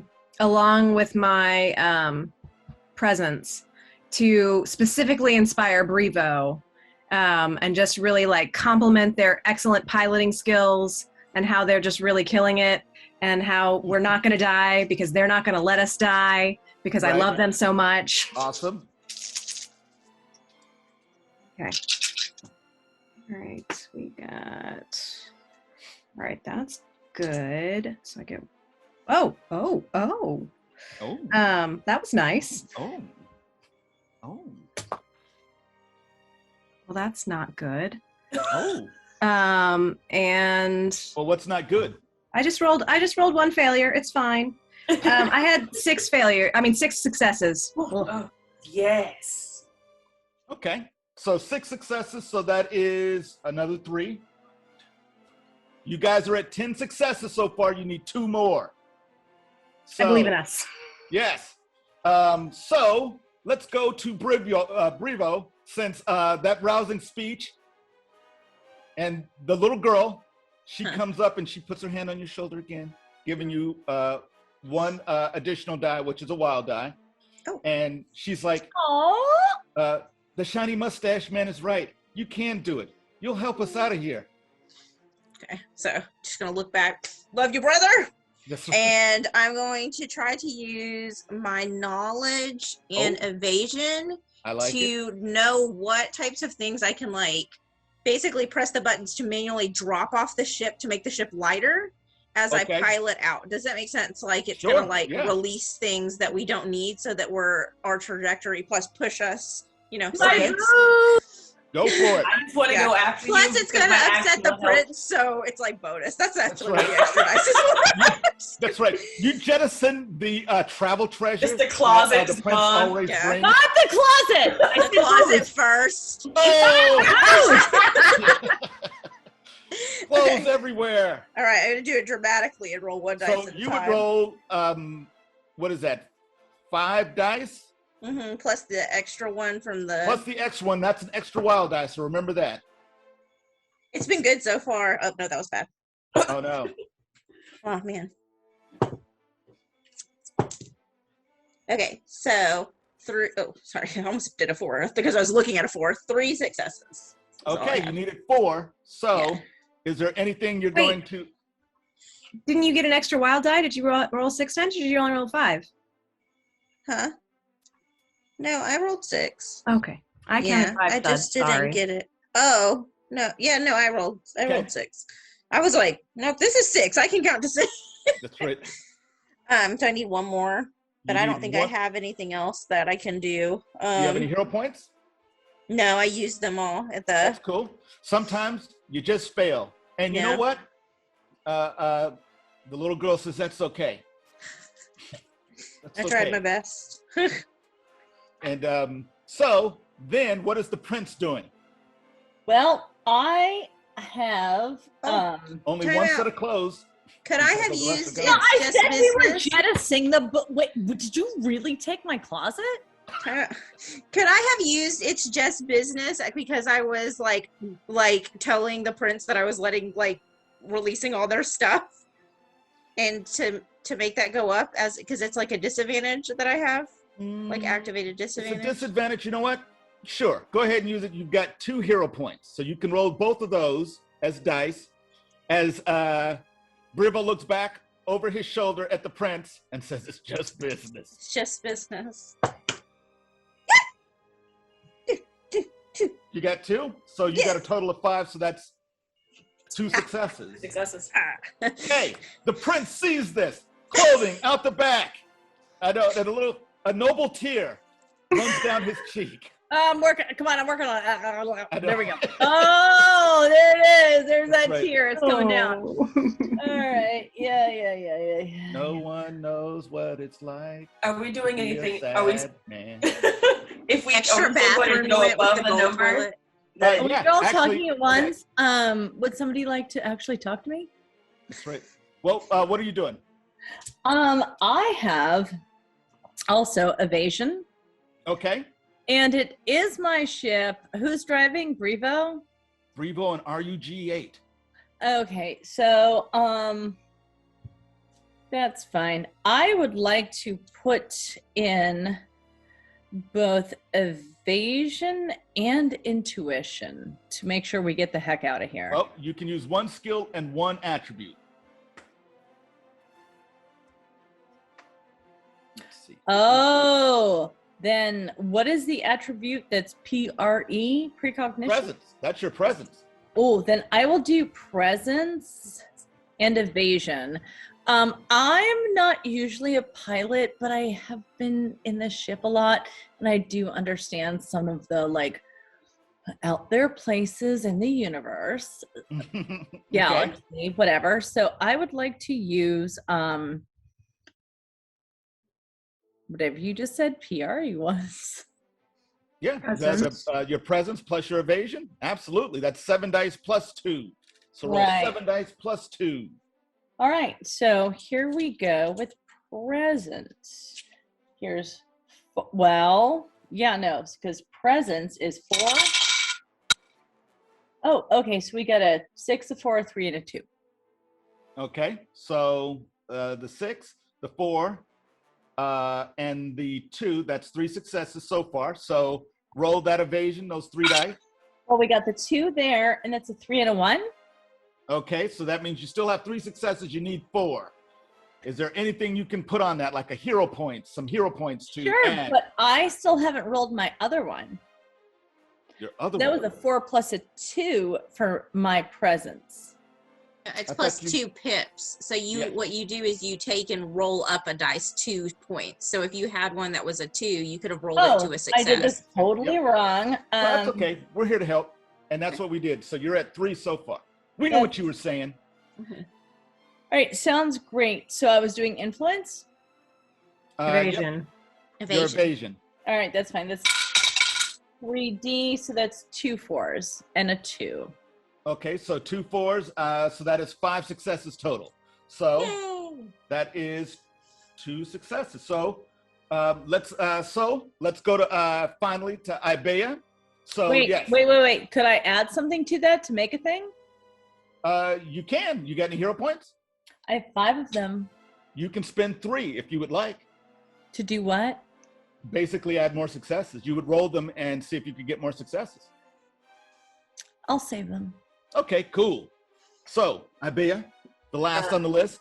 Ibeya would like to kind of get out of the way and sit and Okay. meditate and use her willpower and her telekinesis, I guess, or willpower Okay. and presence to sit and make sure that we do not go any farther. I mean, we've passed, but we don't go any okay. farther back to the gravity and nothing hits our ship in front of us. Cool. And Go also, for it.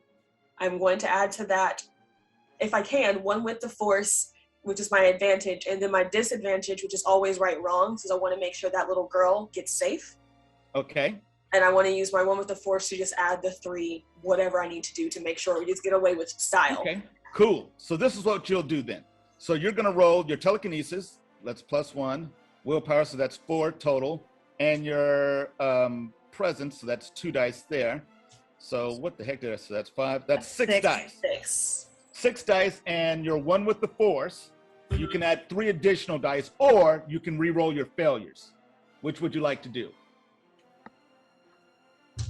I'm going to re-roll my failures. So I'm going to roll first. So go for it. Roll those 6 dice.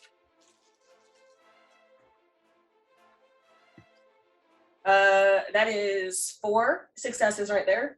Okay. So now I need to re-roll my failures, which I guess would roll 1 with the force. Yep. 2 more failures. So that's, 2 more successes. So I've got 6 successes now. 6 successes. 6 successes. So that is, let's see, that's 1, and then you get to, so that's 3 additional. Awesome. Okay. You guys managed to make the jump to light speed and get away. You guys got a total of 17 successes at the end. So and the question is what happens if we get extra successes at the end? In a normal game, what would happen is that you guys would get additional renowned or extra goodies. So depending on what the event was about, let's say it was a heist. At the end, you might get additional treasure. At the end of this one, you guys get to your destination, in style. The ship isn't destroyed or ruined, except, everyone's been wearing the same clothes for like the last week because, there are no clothes, but everyone's got a cape to sleep in. Because they dumped my clothes. They did. Remember that part where we didn't die? Just business. That's right. So you guys managed to get away and report back to, I believe his name is Major Gaff. Gaff. Or was it?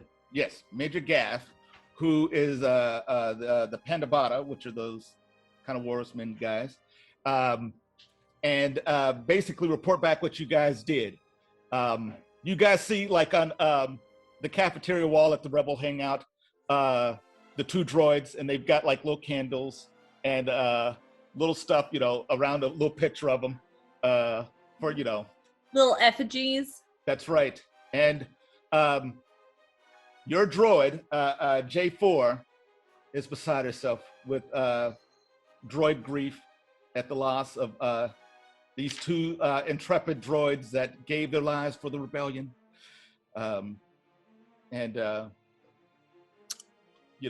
Is very sad about it. But you guys managed to get this little girl back. What do you guys do with the little girl as the epilogue? I guess we tell General Gaff, that's right? Is his name? General Gaff? Or Major. Major Gaff, what we learned about her Really and try to secure a safe Major. place. Yeah, is there like a Jedi? Is there a Jedi temple nearby? Like, do we really want to hand? I don't like- want to immediately be like, "Ooh, this child's not going to be a Jedi." But I would like to make sure they get to a safe space. Right. Oh, I wasn't suggesting we give her to General Gaff. I was just asking him if there was a safe place for her, and we were like explaining. I'm sorry, that was unclear.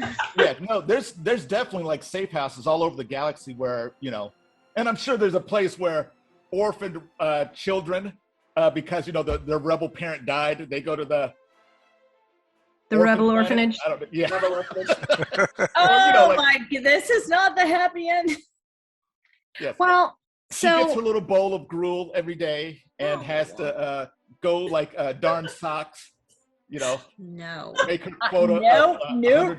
not my precious angel. Well, I guess we stole them back from the orphanage then, and charge the crew. Can she go to a Jedi temple? I think that sounds like a good idea for someone with that much compassion. Well, We know how Voldemort was made. We're not doing that again. That's right. Well, there's no Jedi temples right now because, Jedis have been outlawed and, wiped out. But there are places you can take. I mean, it's an entire galaxy. There's definitely some We'll idyllic find some planet. lovely sanctuary planet, and that's where they will flourish. Yeah. Okay. Those feathers out in style. Yeah. Or, the prince could set her up, as Sure. Yeah, sure. No, That's right. I'd be delighted to. I will fit her I will give her food that doesn't suck. I will outfit her, them, he in the best things. I will make sure that they never become close to the cis side again. Fantastic. I thought you were going to say, I will make sure they will never become close to Brevo. Oh. That's really what I thought you were going to say. Revo? That's what I thought you were going to say. To date after this. Right. No? So, No? no. Nothing. That's right. I missed it all. Yeah, that's fine. That's always the way. A pining heart, unrequited affection, turned away. Money can't buy love, y'all. Money can't buy love. That's right.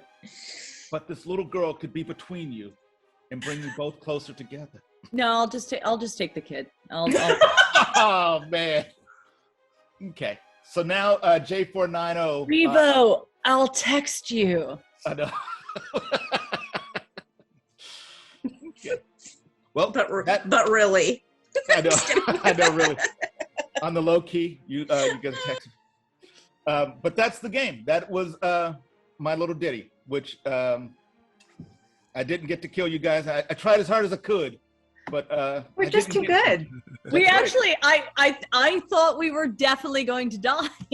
I assumed that I was going to need to sacrifice myself. Honestly, Right. I was like, this is going to be what's going to need to happen. I took 100. on like a Sith weapon that was literally taking out of my soul. Every time I used it, I was like, "That's fine. I'm ready for hell." But whatever, whatever. Like, Whatever realm that's going to be in. Well, This was so much fun. You can never take it off, but it's there. So you know. I know. So, are you saying, Jerry, that we may see these characters again? We could absolutely see these characters again at a Mardi Gras. But yes, absolutely. Me and my mustache are gonna look Mardi great. at Gras, Mardi Gras. Space Mardi Gras. That would I actually think be we way may cooler. have a plan, folks. I think we may have a plan. So yeah, Jerry, go on. Please wrap us up with what happened today. Basically, you guys get back. If we wanted to do like a denouement or an epilogue scene and stuff, Captain Vril is definitely like looking for these scoundrels who basically got away from him, and he is now on the hunt looking for these rebels. The Sith